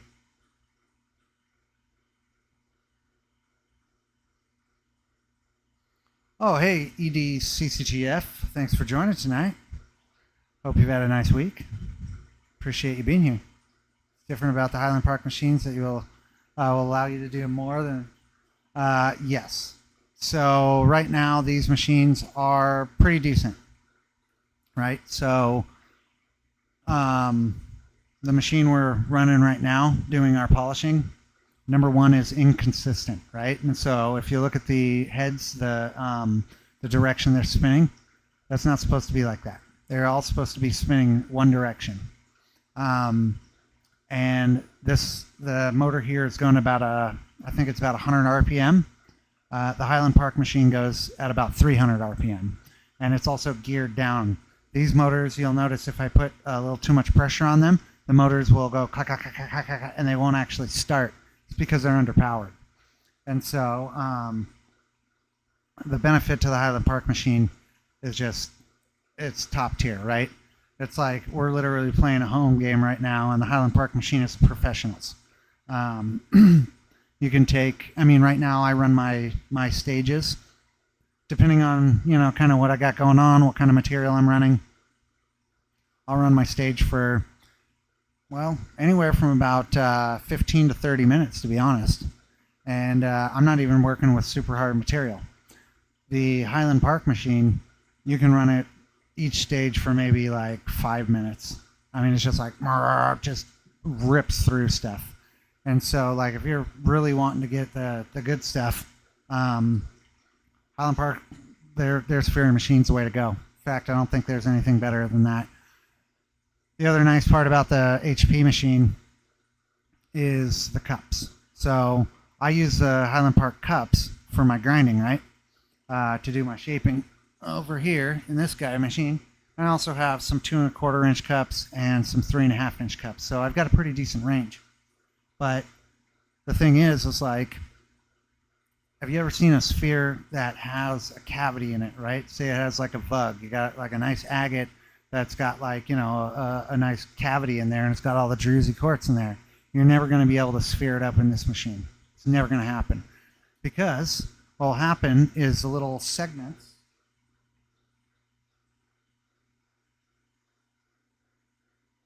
right there, those little diamond segments on these pads will catch and they'll tear it apart.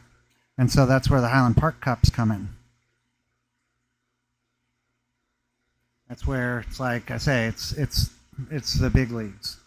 And that's where, I'll still keep these machines running and everything, but what we're going to do is we're going to just turn these into mostly like roughing and pre-polish machines. So, because this guy's really fast compared to this one. So this one right behind me here that I use as a roughing machine, it is only 61.7 RPMs. And then I want to say the small roughing machine I have is even slower. And so, yeah, it might be like 50. And then this guy's, maybe like 100. And so what we'll do is my roughing machines will remain roughing machines. And then this one right here will be used up to about, maybe like 800 or 1,000 grit. And then I'll switch over to my Highland Park machine once I get that one. And that will be able to rip out all my polishing stages and go to a much higher polish. These pads here, although they say it's 10,000, it's not 10,000. We'll just be honest with ourselves. There's no way in hell you're ever going to get obsidian to a mirror finish, a glassy finish, right, with polishing pads. It's never going to happen. It's just never going to happen. The Highland Park cups you will, and I want to say they only go up to like 8,000. So yeah, there's a lot of differences. But just got to work our way up. And it's like I've said a few times before, by the time I get the Pro machine, I'm going to have a firm understanding of the entire process, all the little quirks of machines and everything like that. And so I'm going to appreciate the professional machine to a much higher degree. It's going to be good. I really look forward to it. I was driving home from Glass Butte, found what I thought was a little red tick on me. Felt like they were all over me for their exactly, Daniel. For real, bro. It's the worst. I hate it. I honestly hate it. Like a lot of people are like, "Oh, snake, spider, oh, creepy crawly." I'm like, "Nah, bro, ticks. They're the worst. Stupid little ticks." Even if they're not really there. Yep, 100%.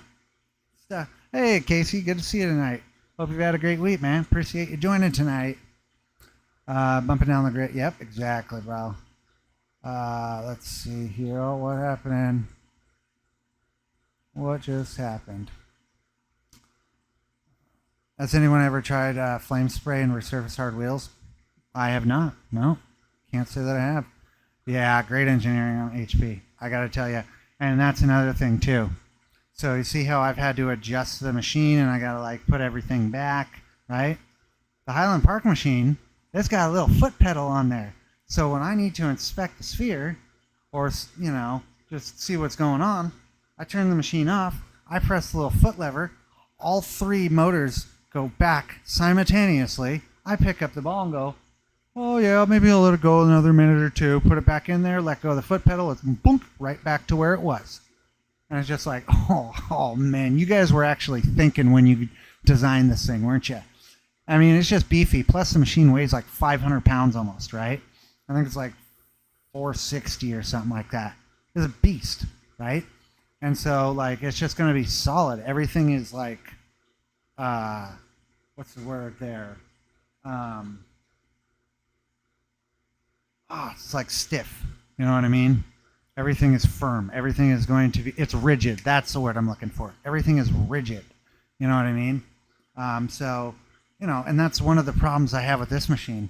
If you didn't see my video there, where I kind of explained the quirks on this polishing machine we're using right now, you got so many different, like, funky things that, when the person built this thing, yeah, I mean, don't get me wrong. If you mess with it enough, you're going to get a finished product, right?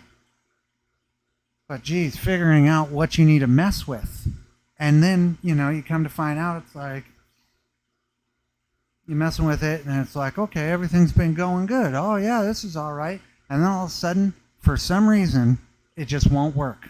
You're like, dude, okay, what the hell's going on here? Okay, well, I shimmed up this motor. Okay, no, okay, I'll shim this one. I'll shim this one. I'll pull this one. Bungee cords all over the place, doing this and that. Nothing works. So you turn the machine off. You take the ball out, you freaking readjust everything, you realign everything, you turn it back on, and boom, all of a sudden now it wants to work. You're like, all right, well, we're just going to be one of those type of days, huh?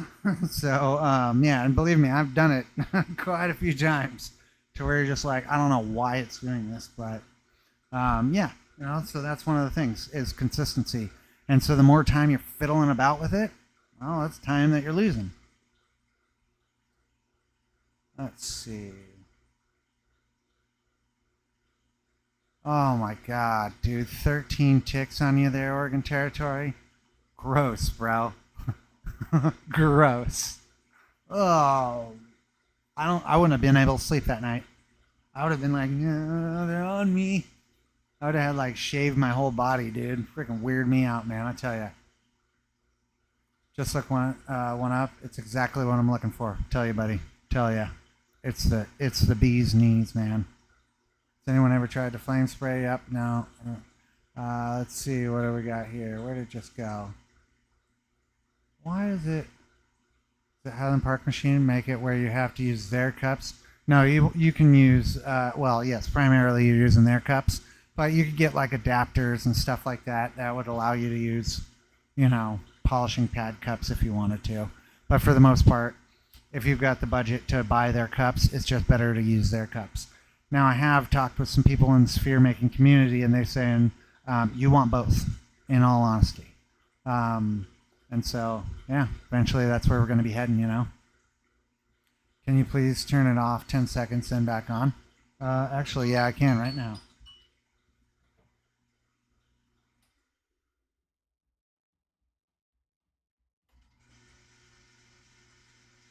Yeah. See how that just changed it? Got some rotation. Funky machine, bud. I'll tell you. And the thing is at first I didn't even know that I could turn it off and turn it back on, and it would change the rotation of the motors. And what's even worse is like I can turn it off, turn it back on, and I know that it's going to change the rotation of the motors. I just don't know how. It could stay the same. I've had that happen.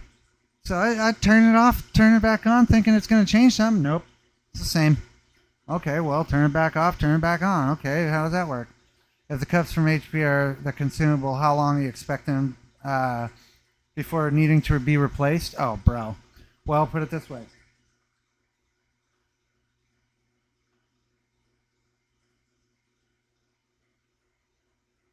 So you see how these things are completely square, right? Flat edge like that. These are the roughing cups, right? So these things are going to take the brunt of the damage when you're doing work in your stone, right? Because they're literally roughing everything down. I've cut over 50 balls, and these things have not even met the edge yet, right? So it is still mostly square on top, and that's over 50 balls in this thing. So I'm going to say that you're probably going to cut hundreds of balls before you're ever going to need to replace any cups. It's worth it in my eyes. I mean, because ultimately, if you're making, let's say, 500 to 1,000 balls before you need to even replace your roughing cups, how much, sell 1-2 balls and you've paid for another set of cups. You know what I mean? For these ones, these are the 3.5 inch. I want to say these ones were like 67 a cup or like 68 a cup. The 3 inch, if I remember correctly, are 65 a cup, right? And so you need 3 of them. It's not that expensive. What gets expensive is the initial cost, because there's like 8 stages, right? You got your roughing cups all the way to, I believe it's 8,000. But here's the thing. They have 2 400s in there, right? So you have a 400 roughing cup, which has the segmented, and then you have a 400 polishing cup. Do you really need both, dude? I don't think you need both. I think you can get away with the 400 polishing. Because you know that these are going to cut a little deeper, even if it's only 400 grit. Why do you need to, see what I'm saying? So now you drop your cup down to about 7 sets of cups, right? And then depending on how you're doing it, maybe you have a home build machine like this. You just watch Marketplace or talk to your rock club or whatever. You find something like this and you're like, okay, well now I can use polishing pads and I can go all the way up to whatever stage with those, and then just use my HP cups for, my actual polishing.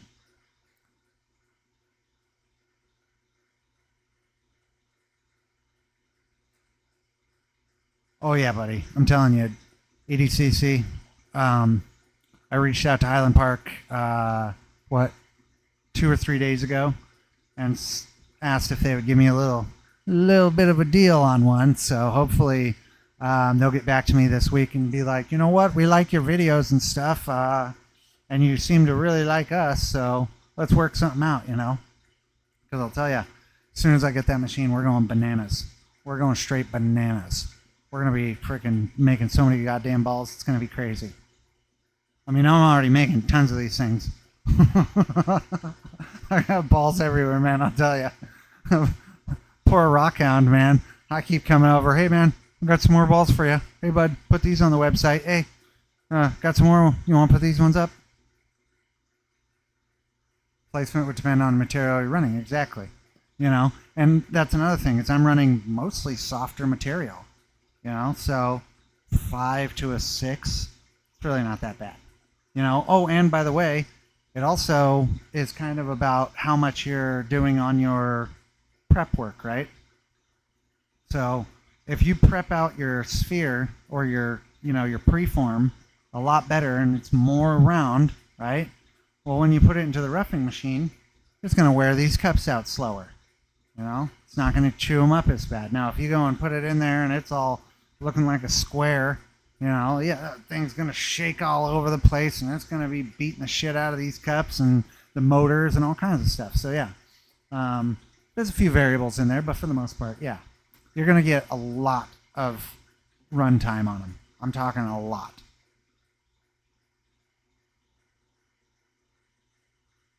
Oh, God, what?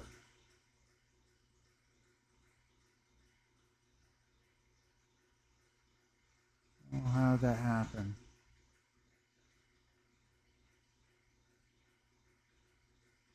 Surface cheaper, but a messy job. Yeah, I bet. Is it exactly as strong as the weakest weld? Yep, 100%. Too finicky. Hard wheels? Yeah.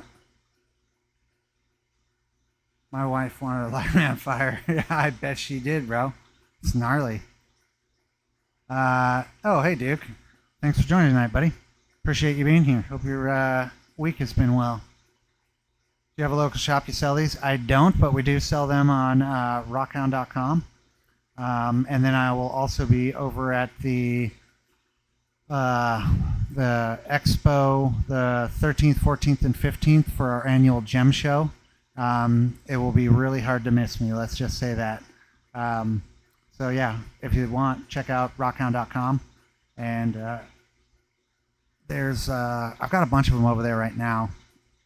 But also you can always shoot me like an email or something like that, and we can always help you out.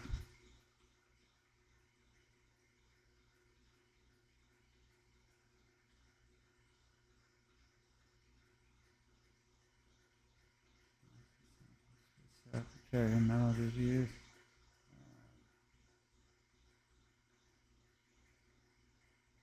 I'm logging this, the bottom left motor reversed. Oh, bro, good luck, man. Good luck, dude.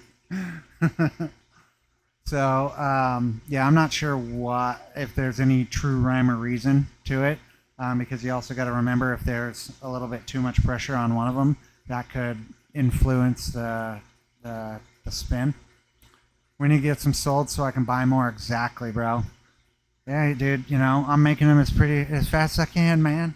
Hopefully we'll be able to help some people out there at the rock show this coming weekend. I know there's been some people who've been inquiring, see if they're interested. And, I know that especially with some of this material, pictures, no matter how good they are, Rockhound's been doing a great job with our pictures. But I got to be honest, dude, pictures just cannot do some of these justice. It's just bottom line. And surprisingly enough, taking pictures of rocks is way harder than it seems. Way harder. I don't know why.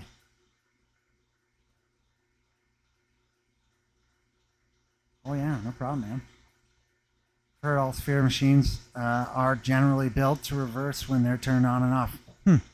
Yeah, but wouldn't that be all three of the motors switching the direction, as opposed to one motor switching the direction, one staying the same? and the other one switching direction. You see what I'm saying? So it's kind of wonky. And I've heard that it could be a few things. Could be something wrong with the motor. Could be something wrong with the wiring. And then what else? There was something else. I can't remember.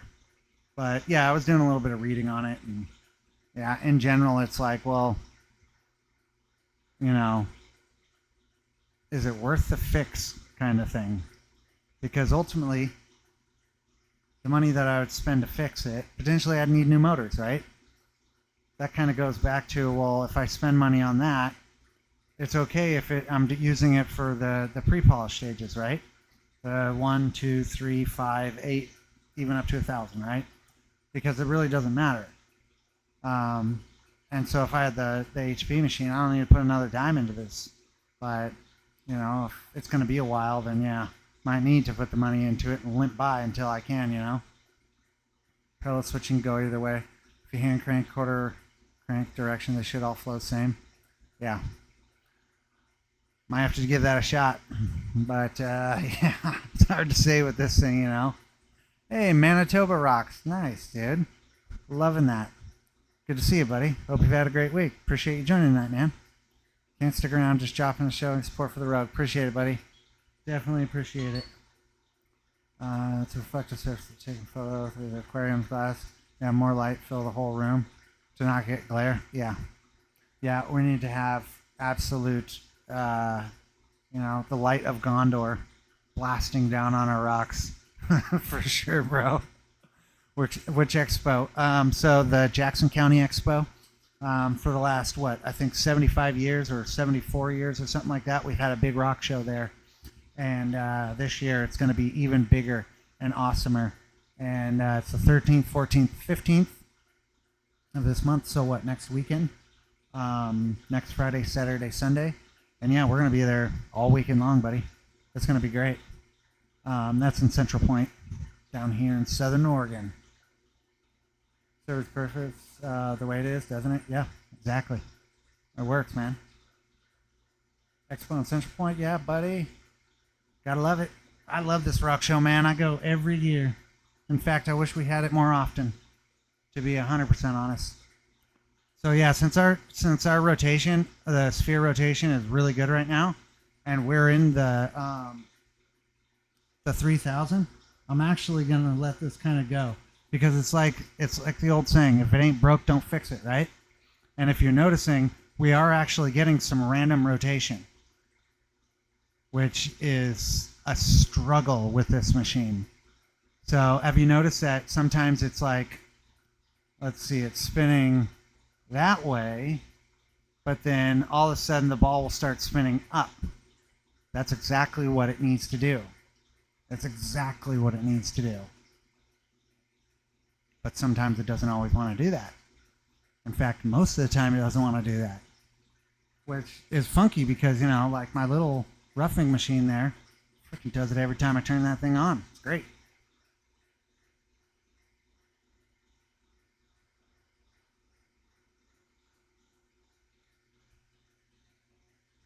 Nope. No, sorry, Epoch, dude. It's doing exactly what I want it to. So I'm not turning it off until we switch to the next stage, because it is doing exactly what I want it to do right now. Yep. Oh, you're watching it and see how it's switching directions and everything. That's beautiful. Beautiful. Yeah, and that's one of the nice things about the Josephine County and Jackson County fairgrounds. Super quick to the freeway.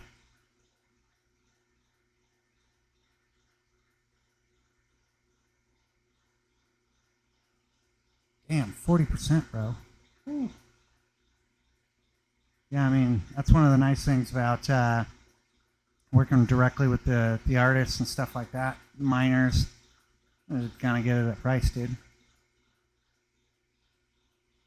Yeah, but you see, Epoch, how it's doing. Okay, so watch the rotation. See how it will switch rotation? The motors aren't changing, dude. It's doing exactly what it should. And so, like, right now, it's kind of going at like a northwest spin, right? And just keep watching, and all of a sudden it will start going straight west. That's what it should be doing at all times. At every stage, that's exactly what it should be doing. And so it's like, see? It just did it. Telling you, bro. This is why I'm just like, oh man.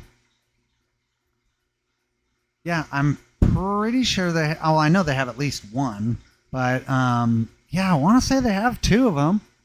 I think they're just way, way smaller, way smaller, and I don't think it's nearly as old. I want to say Jackson County one is like one of the bigger ones in the state, but you'd have to ask like Rock Dude or Rockhound. Yeah, see, God, this is like absolute cinema to me right there. I love it when it actually does exactly what it's supposed to do. You know, because right now we've got a nice western spin, right? It's spinning basically, from what I can see anyway, it's like spinning to the west, right? But then what will happen is it will catch like a rough spot, and now all of a sudden, boom, look at that. It goes up to like a northwestern spin. And so this is where it's like, okay, now this is where we watch the water and, you know, the drips up underneath and watch the color on those and the turbidity to see like, okay, what's it actually doing? How much is it actually polishing?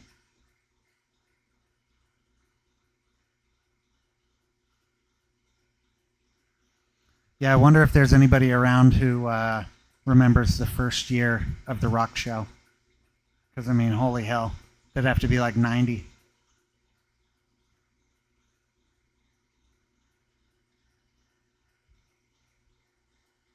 Yes, I believe the uh, is one of the, if not the largest shows in Oregon. That's what I'm talking about, bro. Yeah. And actually, what was it, like 2 weekends ago or something? Wasn't it like the Salem Rock Club came down to check out our shop, check out the museum and everything like that? It's good, man. Makes me feel like we're doing some good stuff when we have like other rock clubs coming to check out, what we're doing. I dig it, man. I do.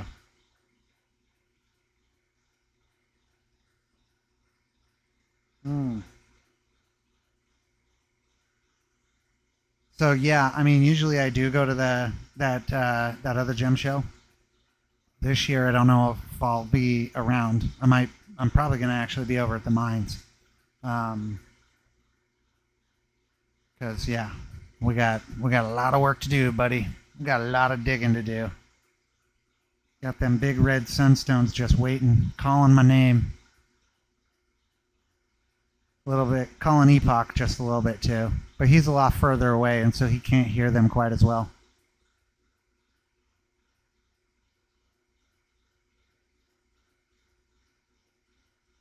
Yeah, their first field trip of the year, and they came to check out our show. How cool is that, dude?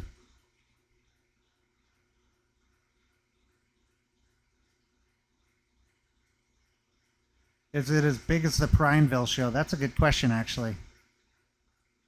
I know it's way bigger than the Klamath Falls show, that's for sure. All right, where are we at? Okay, yeah, we're just letting this sucker spin because it's totally worth it in this aspect, especially in this like second to final stage. And since we're getting like that rotation change, that tells me that everything is exactly how it's supposed to be. The world is right. The universe has aligned to allow this ball to spin just perfectly. Oh man.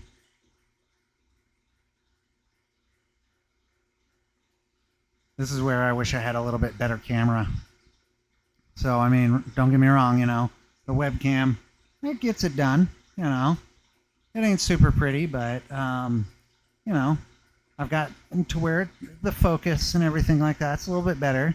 But man, I tell you what, if we had a really good camera right now, or, webcam or whatever, that could actually catch it and it wouldn't kind of blur out when it starts spinning faster. That's the ticket right there. That's the other thing that's going to kind of suck. Going to be late. Y'all have a great night. Oh, definitely, buddy. Thanks for joining tonight. One over mine. Always good to see you. Hope you enjoy the rest of your weekend. So once I get the Highland Park machine, that is one thing that we're going to have to figure out, because that is going to go way faster. So that ball's just going to be like, yeah. Webcam ain't going to be able to keep up, I'll tell you what.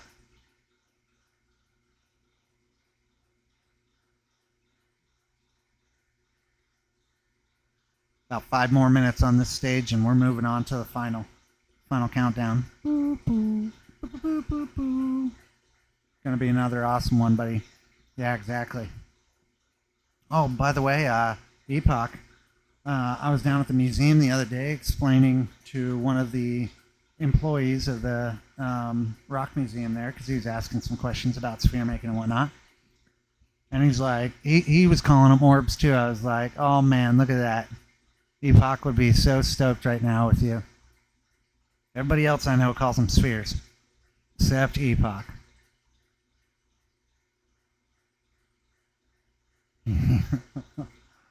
Epoch's got to call them orbs. He's verbally lazy. They're not orbs, bro. They're spheres. Orbs aren't quite as perfect. It's all good, though.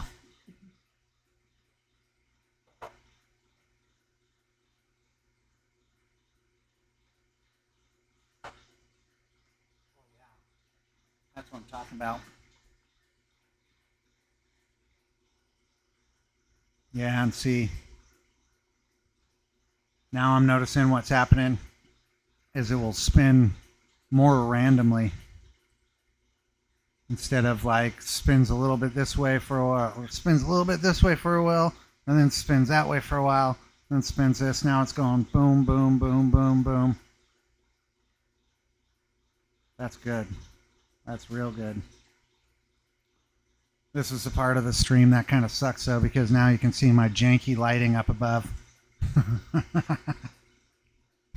We'll eventually get that fixed to where we don't have bubble wrap over office lighting. But hey, I mean, I needed to do something to diffuse the light, and I just so happen to have a shit ton of bubble wrap. So I was like, hey, this works.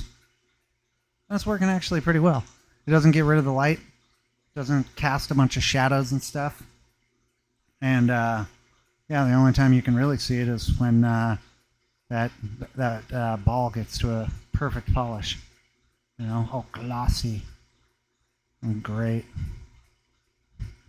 Yep. Orbs, bro. Orbs. Orbeez. Oh, that's you used to drink that stuff, didn't you? Little weirdo. Drinking them little Orby drinks. Hey, Romania. Good to see you. Appreciate you joining tonight, or this morning for you. Hope you've been having a great week. I know we've been having a very, very busy week over here. But, you know, that's spring for you. We're getting it done. And we've got an excellent sphere in tonight for everybody. I tell you, this one is getting some great, great color on it. And, you know, there's only one little tiny spot that's like kind of, you know, like a little bit of staining, I think is what's going on there. But for the most part, the color on this one is nice and consistent, super clean. It's 8:13 on a Saturday night here. Ah, nice.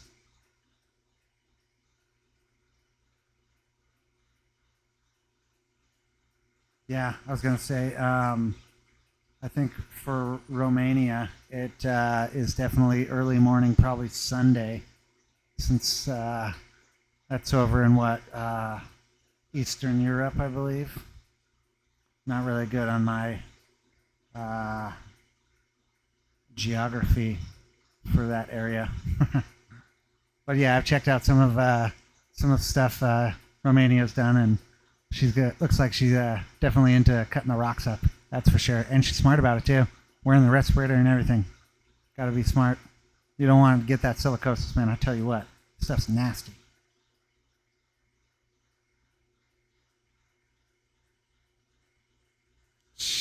jeez. Orbs sound clean. Nah, bro. Orbs sound good. Spheres sound better.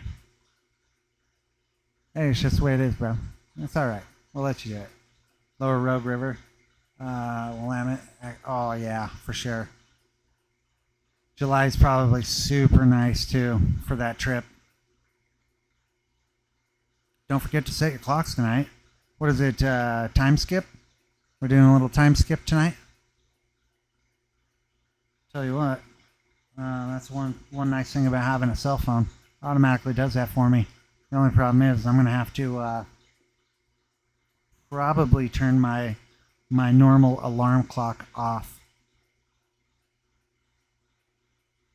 Because I tell you what, I've been working my ass off lately and I am tired.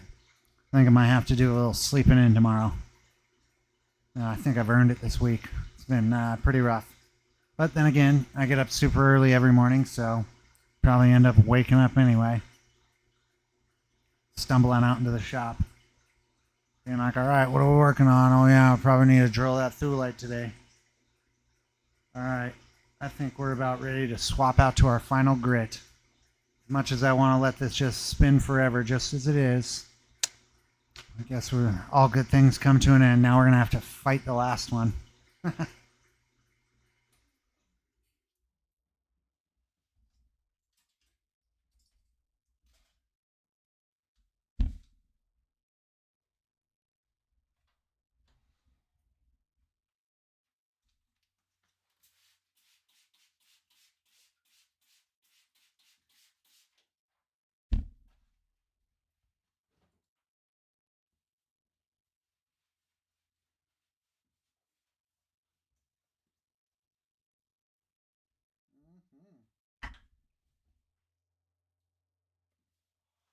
That's already looking great. Tell you what, already looking phenomenal.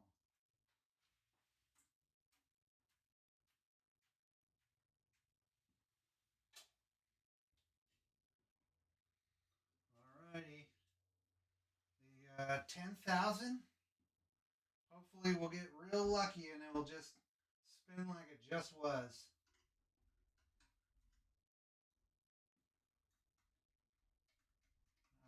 Pray to sweet baby Jesus. Ah, please, baby Jesus, let the machine work just like it was.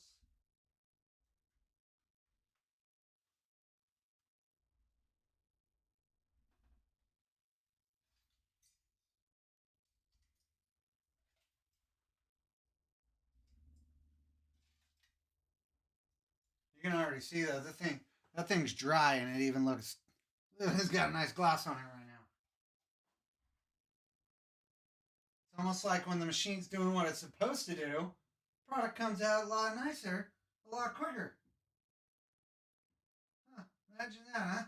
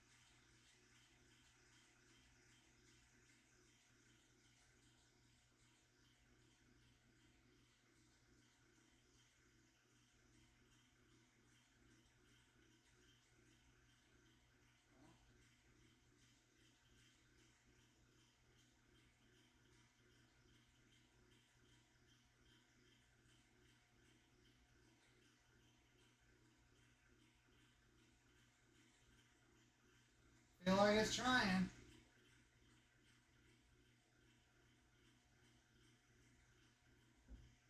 All right, we're gonna let that do its thing for just a minute. we'll set that and see how it works. Because I feel like it wants to do what it's supposed to. Because it's kind of like ticking over to a side. This is where the slow-mos would be really, really nice.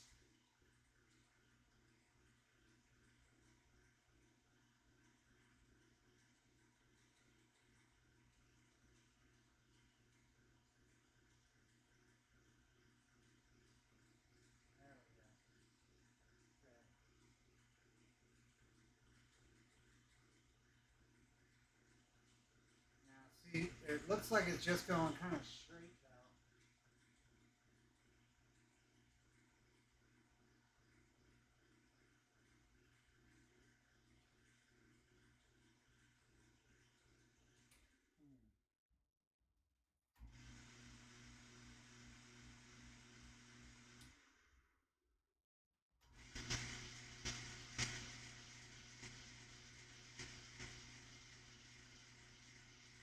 That's not terrible. That is not terrible right there. That's better than the last spin.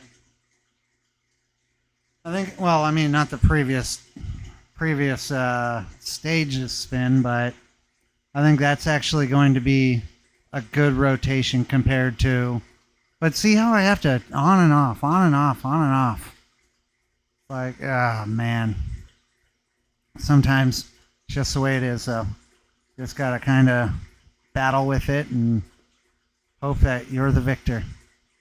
Because I'll tell you what, there's been quite a few times now where I've turned it off, turn it on, turn it off, you know, prop it up with shims, adjust my chains, bungee cord the motor over to the side or the other, you know, all this stuff, and I just cannot get it to do what I want to. And so I'll take the ball out, I'll reset everything, put the chains back, okay, yep, everything's good, everything's aligned, everything's fine, and then boom, works perfect. And you're like, ah, geez, you know, but hey, as long as it's getting that super glossy finish, you know what I mean? And you can kind of see it. We're getting a pretty good spin.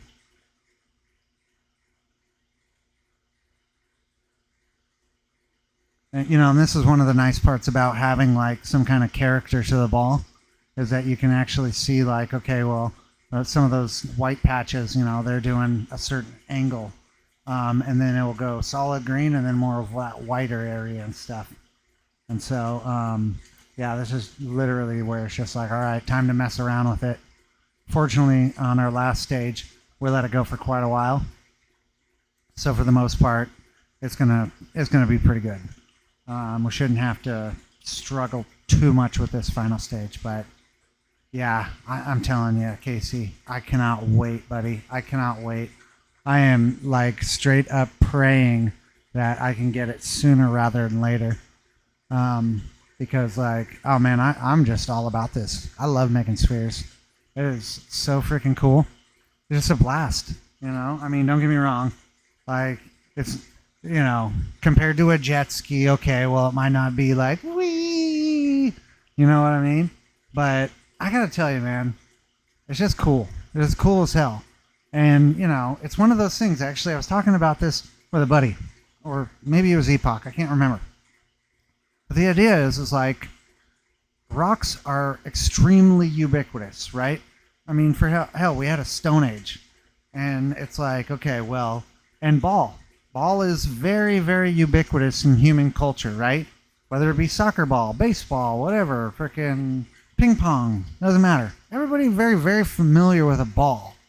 As soon as you show them a ball made from rock, it kind of like cooks their brain. They're just like, wait, what? Especially if it's somebody who's like not really in the whole, you know, rock world and stuff. And you're like, oh yeah, check this out. There's your ball. And it's made of rock. And they're like, the hell? And you're like, yeah, I made that. And they're like, the hell? How'd you do that? And you're like, yeah, rock ball. You know, and it trips them out. He's loving it. Hey, thanks, Dyer. Good to see you, man. Hope to see you next time. Be the McGillicuddy. That's a nice rotation, yeah. Oh, yeah. It's looking pretty good, dude. And I love the name McGillicuddy's, dude. Me and buddy Mike have been laughing about that stuff for quite a while. Yeah, I tell you, my dad's wife, right? She's Thai, and not too long ago, I made nice 4-inch sphere. So I went and showed my dad. I was like, "Hey, what do you think about this one? Yeah, you like that, right?" Because he's not really into rocks and stuff like that. I mean, he's more into like jewels, gemstones, gold, stuff like that, right?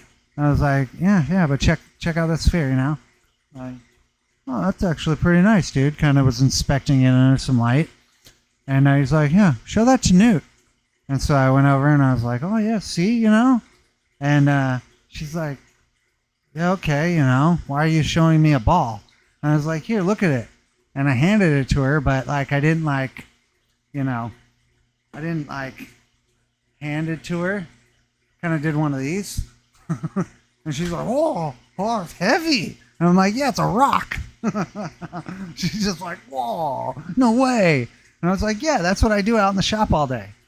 And she was just like, all of a sudden now she's interested, and she's like, "Oh, yeah, it's really nice." And it's like, "Yeah, dude, fucking rock ball, dude."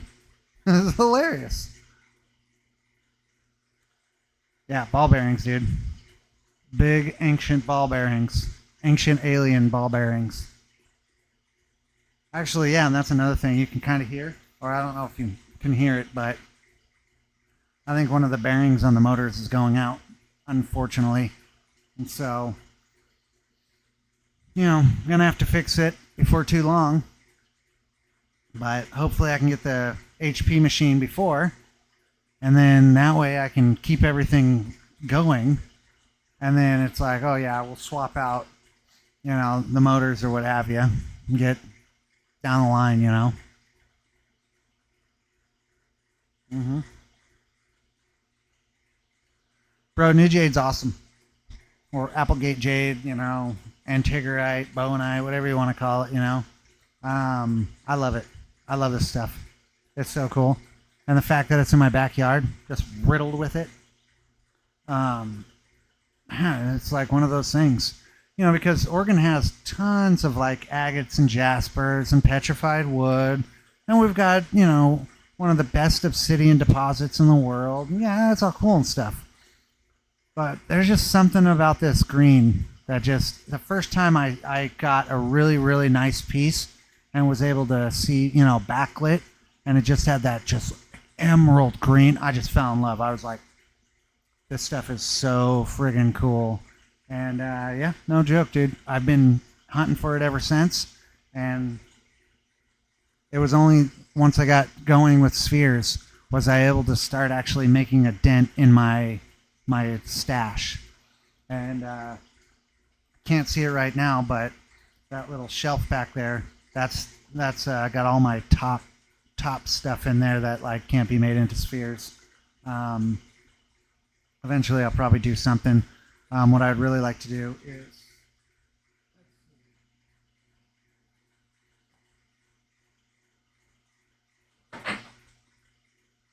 so I got a piece that looks just like this on the shelf, right? And I'd really like to have like a scene carved into it. And so it would sit something like that, and then you'd have like, I don't know, something just carved into it that looks pretty cool. And then I could have two of these, and it would have different like scenes carved into it, maybe like a mountainside, a little goat or some shit, I don't know. But then what I could do is I could like drill into it and put like some lighting or something in it. I don't know, it'd be cool. But that's the type of stuff right there where you only find so much of it, and it's actually getting way closer to nephrite than it is to being the antigerite. Those motors have bushings or bearings? That's a good question. Not sure on that one. Hey, Rhythm. Good to see you tonight. Thanks for joining. Hope your week's been treating you well. Have I done granite yet? No, I have not. But old Epoch over there, my little brother, he lives in the granite state, and we were just talking about that today, actually. we're going to have to get some granite going before too long. Because, man, I got to tell you, they got some wicked, wicked color of granite over there. All different kinds. Pinks, reds, all that stuff. And so, yeah, and it takes a real nice polish. So, before too long, we'll be doing that. Exactly, Casey. LEDs. Some wicked LEDs. I'm going to flip this, change the rotation. Well, I'm going to turn it on and off until we get another good rotation. And we'll start that timer again one more time. Made a granite marble. It was rad. Yeah, I bet it was, dude. I bet it was super cool.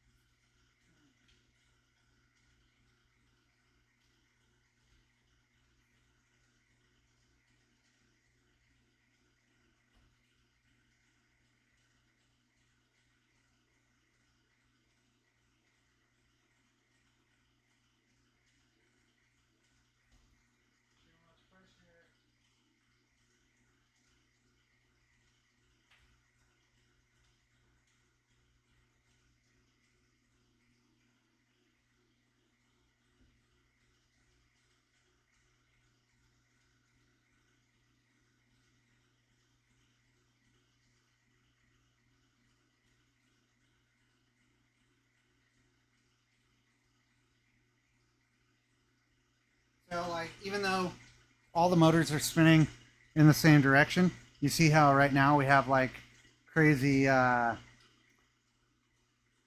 almost like horizontal spin. So we'll let that go for only about 5 minutes, and then we're going to switch it up one more time. But yeah, I just tried to shim the motors up a little bit because you can see on this this top one right here, right?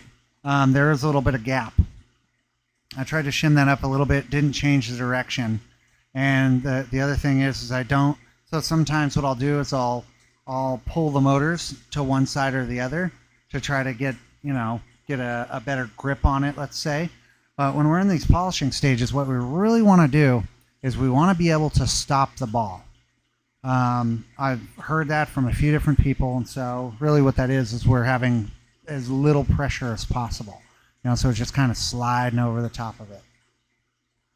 But yeah, in this case, what we'll do is we'll just, we'll let it do its thing, and then we'll swap well, maybe we'll get lucky, and then we'll all of a sudden start doing a crazy different spin.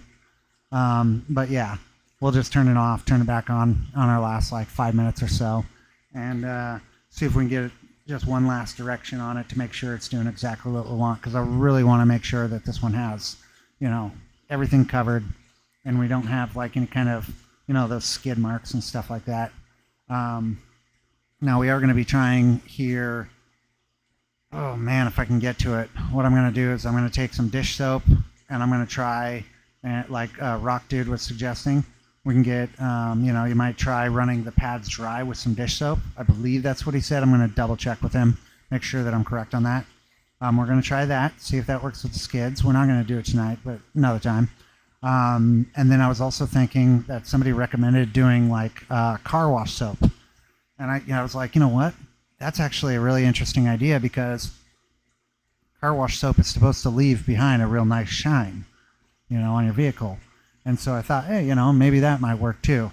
The only difference is that car wash soap is extremely thin. And so I don't know how that's going to work. There might be something that I might have to fiddle with, And that's also why I was thinking about making a video about it. And that's also why I thought dish soap was pretty good, because it's usually thicker. But yeah, we're gonna have to mess around with it. I'll pick you up on a piece of Grant on my Holiday Junction field trip. Yeah, dude, definitely do. That would be awesome. Um, we're gonna have we're gonna have we're gonna have Epoch put some in his carry-on bag.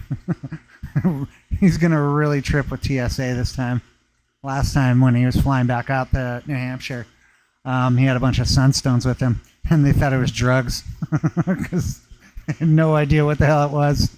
It was just a bag of rocks. They're like, "The hell is this?" You know. He's like, "Bro, that's a bunch of gemstones." They're like, "What?" He's like, "Yeah, for real." They were tripping out. Dude, Oregon, go with Rock Dude, man. He does the field trip. It's awesome. Plus, if you don't know Rock Dude already, like in person, definitely a guy to know. That's what we call him. In fact, is Rock Dude, the guy to know. That's like his full name.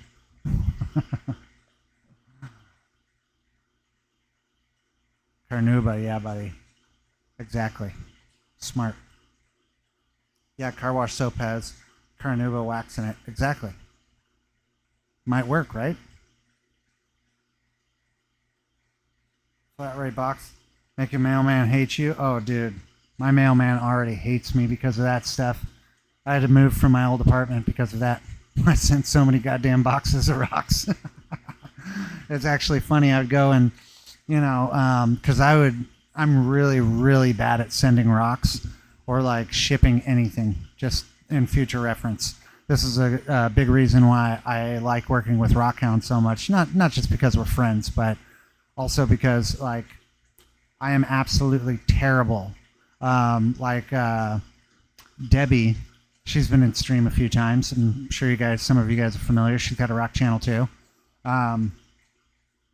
I've sold her some of this material in the past because she makes some cool lamps and window hangers and stuff like that. And I'm not even joking. We've been talking about getting her some more for like a year, and finally this morning I emailed her and I was like, "Here, dude, here's my phone number. Okay, like I don't check my email enough, and I forget about things. I legitimately have ADHD, and so like I'll check my email and be like, oh yeah, that's right, I need to send the box off to somebody, and then all of a sudden it's like, nope, that's gone. I forgot. And then it's like, oh yeah, you know what? I haven't checked my email in a while. And then I check the email and it's like, oh shit, I gotta send that box off to somebody. And then I forget. And then, yeah, so having Rockhound there to help me out with some of this stuff is really going to help. I'm going to switch to rotation one last time, or at least play with it until we get a nice little rotation, and then we'll let that go for a little bit longer. And, yeah, then we'll pull the ball and call it a night, yeah?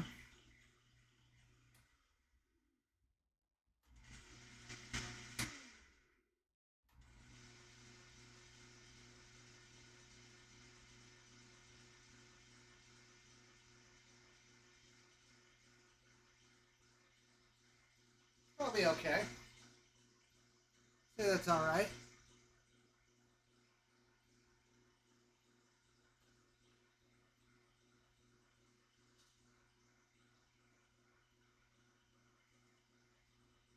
Throwing my shims all over the place. Jeez. Gonna have a messy shop. There's gonna be shims everywhere. All right, so we'll let this one roll for just a bit, and then yeah, we'll pull it.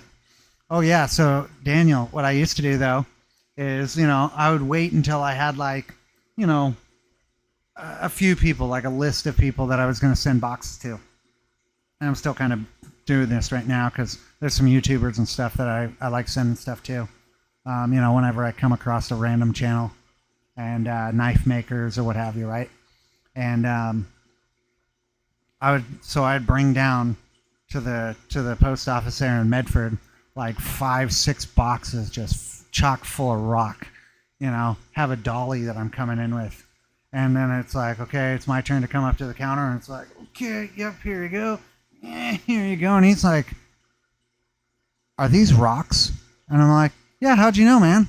And he's just like, bro, what the hell are you doing? What? It looks at me like, what the hell's wrong with you, dude? And it's like, what? There's rocks, man. Yeah, I thought it was Walter White. Exactly, dude. But not the blue stuff. He had the kind of the yellow stuff. It was not quite as good. Turn on my laptop for the date. Oh yeah, buddy, look at that. Rock Dude's gonna give you the date. Gonna have a date with Rock Dude. You know my ADH pain, bro. I know it way too well. Unfortunately, it's actually kind of a terrible thing. It's like it actually has affected my life pretty bad. But that's also another reason why, dude, I don't know why, but like rocks and rock counting and doing stuff like this, it's easier for me. You know, I can actually like stick with it. This is why something like tumbling rocks, nah, dude, ain't my thing. Making cabochons, stuff like that, no go. Nope. You know, with this at least I can set it in, and actually when I'm really getting it, I'll have like all three machines going, dude, and so I can just bounce back and forth and bing, bing, bing, bing, bing, and it's like, oh yeah, by the way, turn on Frank and get some grinding going, and you know, it's just like, yeah, I can actually like kind of geek out, you know what I mean? It's really nice. Hey, look, a squirrel. Exactly, dude. Exactly. It's more like a chicken around here, though.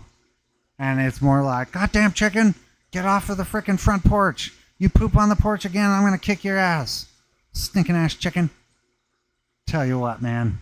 Sometimes I swear they do it just to annoy me. But, you know, when you got friggin' 16, 17 chickens, yeah, they're going to go everywhere and they're going to poop everywhere. And actually, there was something I was telling somebody down at the shop the other day. I think it was Shannon or whatever.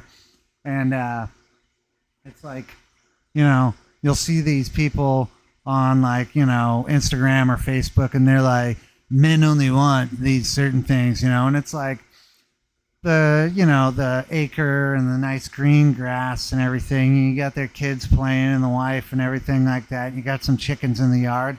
And I always think the same thing. I was like, you know what? The people who see this stuff, yes, they're right, but also, no. These people clearly have never had chickens before. Because, yes, as nice as that looks to just have your chickens roaming around and doing all that, they shit everywhere. Everywhere. And chickens get into everything. I mean, yes, it's nice to have them around for eggs and eating bugs and all that stuff, especially the ticks, because they'll eat the hell out of ticks, man, I'll tell you what. In fact, that's the main reason I got them. At that, I eat the hell out of eggs, but I'm telling you, they poop everywhere. It's so frustrating sometimes. Yeah, dude. I think they must have had something in the. You know what it is? It's probably all the microplastics and stuff. You know, something happened with, you know, why people are getting ADHD like crazy. Either that or they just didn't know what the hell it was beforehand.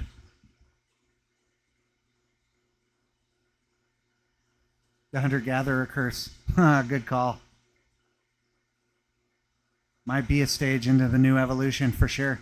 That can handle more stimuli, but also can be overstimulated relatively easily depending on like what's going on. You know, it's like Epoch and I were talking the other day. Or, no, that was today. Like, I don't belong in an office. Like, people, you know, I've had, like, office jobs. I've got my real estate license and stuff.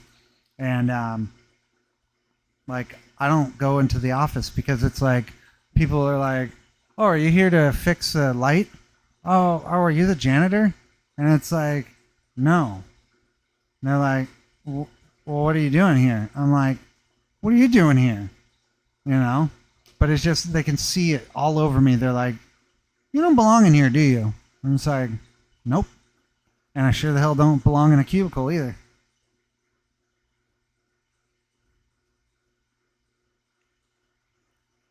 Everyone wants to go until you metal wires and tin siding. Yeah, and crawl onto your car. We had goats at one point, and goddamn goats would like get up onto our vehicles. And it's like, bro.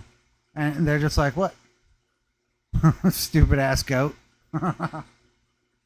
Chickens are walking fertilizer factories. 100%. except they don't fertilize in the spots you want them to fertilize. That's the problem. Stupid chicken. Chicken stoves for Humphrey fireplace foundation with cords from water and septic explosion. Wow, that's crazy. Yeah, data entry. Nope, ain't gonna happen, dude. Ain't gonna happen. That's why we have AI now. And so we can all be free and go do what we want to do.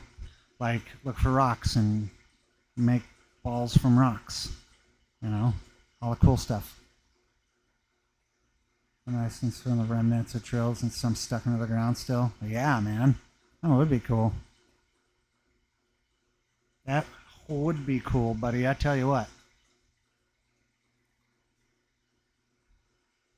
Yeah, I definitely think that before too long, well, depends which way this whole AI thing goes.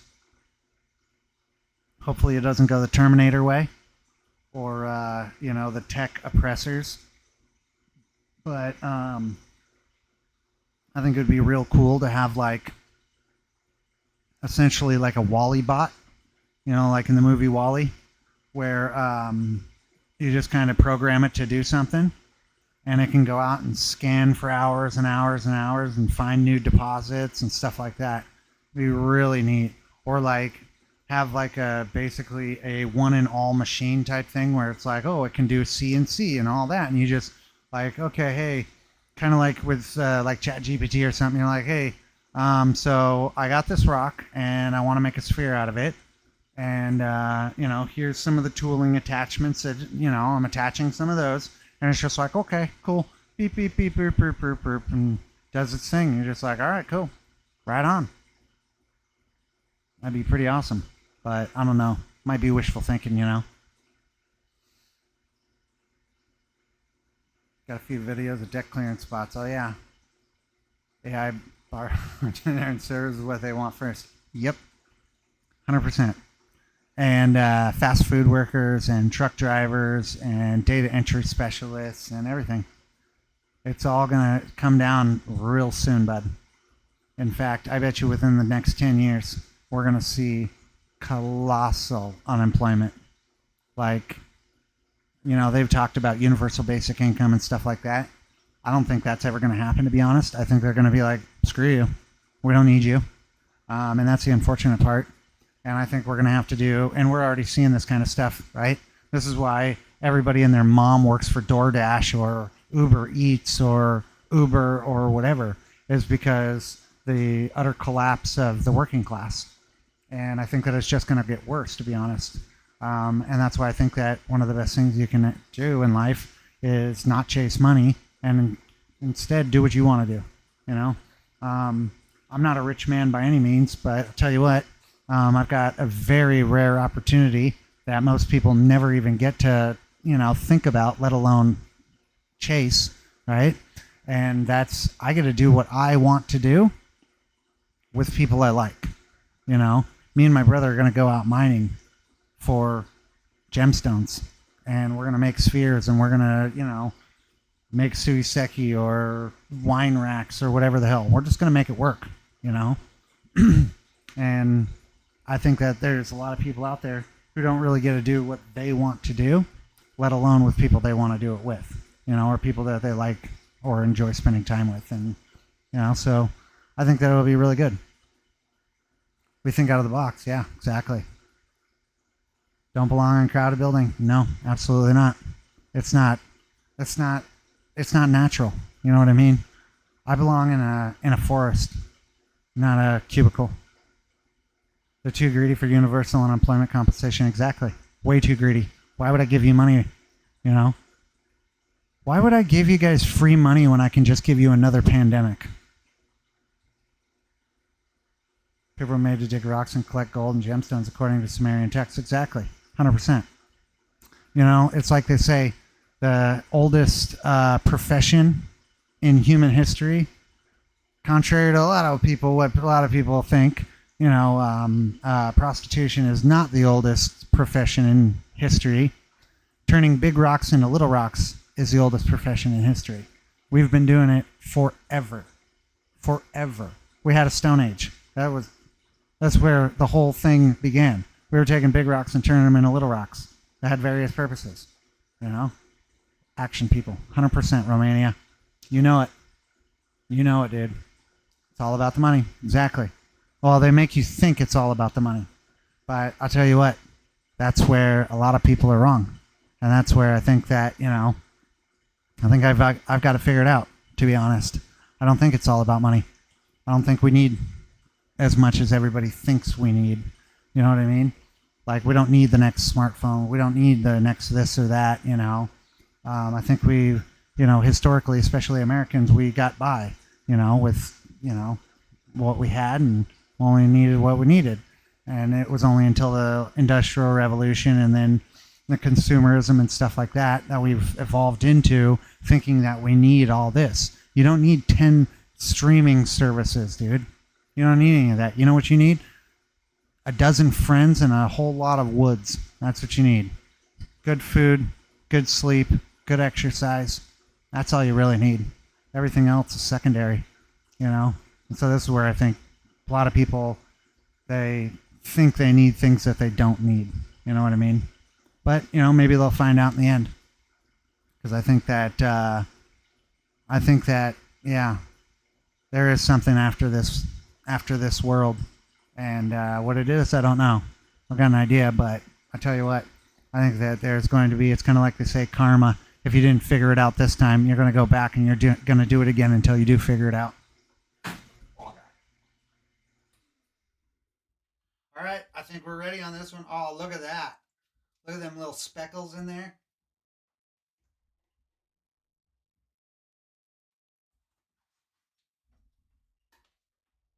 Alrighty. Oh, and look at even right here where it's got, well, it's kind of hard to see because it's a little whitewashed. But yeah, you see these lines right there. They're a lot more clear. Oh, dude, I wish I had my gem torch. Why do I not have my gem torch out here?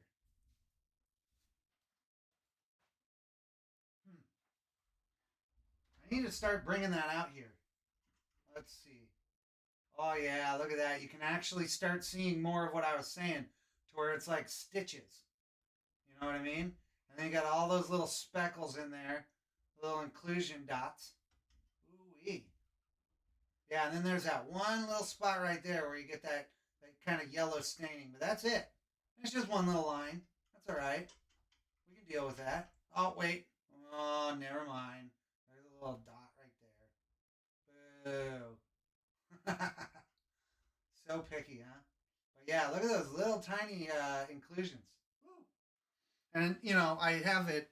The white balance on these cameras isn't super great, but I'll take pictures of these, and of course I'll have them up on rockhound.com, and of course I'll also be bringing some of these to the gem show. So definitely come and check it out. Come see me. Come hang out. Just going to be sitting around. Oh, yeah. Look at that. That one turned out absolutely excellent. But see, even right there, you see how you have that curling in the light reflection? That's where we need to get it to where we're going to try those soap tricks. It's not the whole thing, but there is some. Yeah, you see like right there, the reflections, how they're nice and straight. More like a star as opposed to that curling. So yeah, we're going to definitely have to see if we can really dial in our polishing phase. But for the most part, we've got a really nice gloss in there. And it looks absolutely incredible. And see, that's why I love making spheres. Because you just get such an awesome finished product at the end. And it's like Ron and I were talking about the other day. Hey, Canadian Gemstones. Thanks for joining tonight. Good to see you. Thanks for joining. It's nice because, let's face it. This is just a rock, right? But now it's actually some value's been added to it. Looks really cool. Somebody's going to appreciate this for years. Probably long after I'm gone, that's for sure. Because like you get a rock pile out in your yard, pass away, right? Well, guess what? That rock pile is more than likely going to stay there. You got this thing up on your shelf, your grandkids are going to pilfer that one. That's for sure. That's the kind of thing that I like about all this. Is it's one of those things. It's just like making something really cool, brings a smile to my face, man. Makes me feel whole, You know what I mean? Makes me feel like a well-rounded person. Oh, ball puns, right? All right, guys. Well, I definitely appreciate everybody being here tonight, and for Romania this morning. And I hope you guys all have an excellent rest of your weekend. Check out the Wednesday video. We're going to be doing, I've got a really cool one coming up. I know that I do lots and lots of green, I know. But this week, I'm going to be doing some Roadite. And I got a really, really exceptional piece of Roadite that's going to be in that video. If I can get the time, what I'm also going to be doing is taking this piece of Roadite right here, because I've already got all the video for the one completed sphere, right? But I kind of I wanted to get that over to my buddy, and so because he gave all the Roadite to me, and so I really wanted to hustle up and make sure I gave him a nice piece as soon as I could. But I made sure I recorded everything. But we're going to take this piece as well, and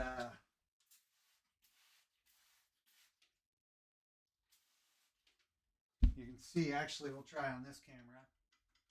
So you can see it's got some really, really nice pink in there, right? And the contrast just excellent with that black. And it does look a lot more pink in person, right? Because that white balance on the video is it's not the best, but right there where you get, kind of that, just a little bit of pink on all that black. So I'm going to try to get this one done as well so we can add that to the video, because they're small, you know what I mean? And since we're used to doing big balls, I think that 2 small balls equals a big ball. You know what I mean? But I think that's just going to be an excellent video. And then the following week, we're going to be doing something completely different. Now, I'm still going to be doing sphere videos. I'm still going to be doing spheres on Saturdays and everything like that. But a lot of you guys have talked about how I should be doing something with my leftovers, right? And so I'm working on a few ideas there. I got some cool stuff. I'm really excited about it, actually. And so I'm not going to tell you too much yet, because I still got some stuff that I need to figure out, but yeah, we got some really cool stuff coming in the next couple of weeks. But if any of you guys got the chance, and I know Romania, you won't be around, because you're not in the States, but if you guys are in Oregon or close to Oregon, we will be having the 74th annual Crater Rock Museum rock show, at the Jackson County Fairgrounds in Central Point. Definitely come by. I'll be there all weekend long. I have some of my spheres up there. I'll be hanging over with Rockhound and his wife. And yeah, we're just going to be having a bunch of fun, hanging out, eating fruit snacks or something. So swing by, come hang out, We're probably going to be doing some little bit of live streaming from there as well. So make sure to look out for that. Just, see what's up. I'm thinking that I might do I know it kind of stinks, but I might do a vertical live stream with my phone, a short one, and just walk around, kind of show what the show looks like, because it's a pretty big show, actually. And there's always a lot of cool stuff there. And, of course, a lot of my friends there, and they make really cool stuff. And so it's always nice to just share, especially with other creators who are doing really cool stuff. But that said, check out rockhound.com if you're interested in any of the spheres, and we'll be seeing you here soon. Thanks for joining again, and we'll see you next time. Oh, and Epoch, I'll give you a jingle here in just a bit. All right, bud? See you guys next time.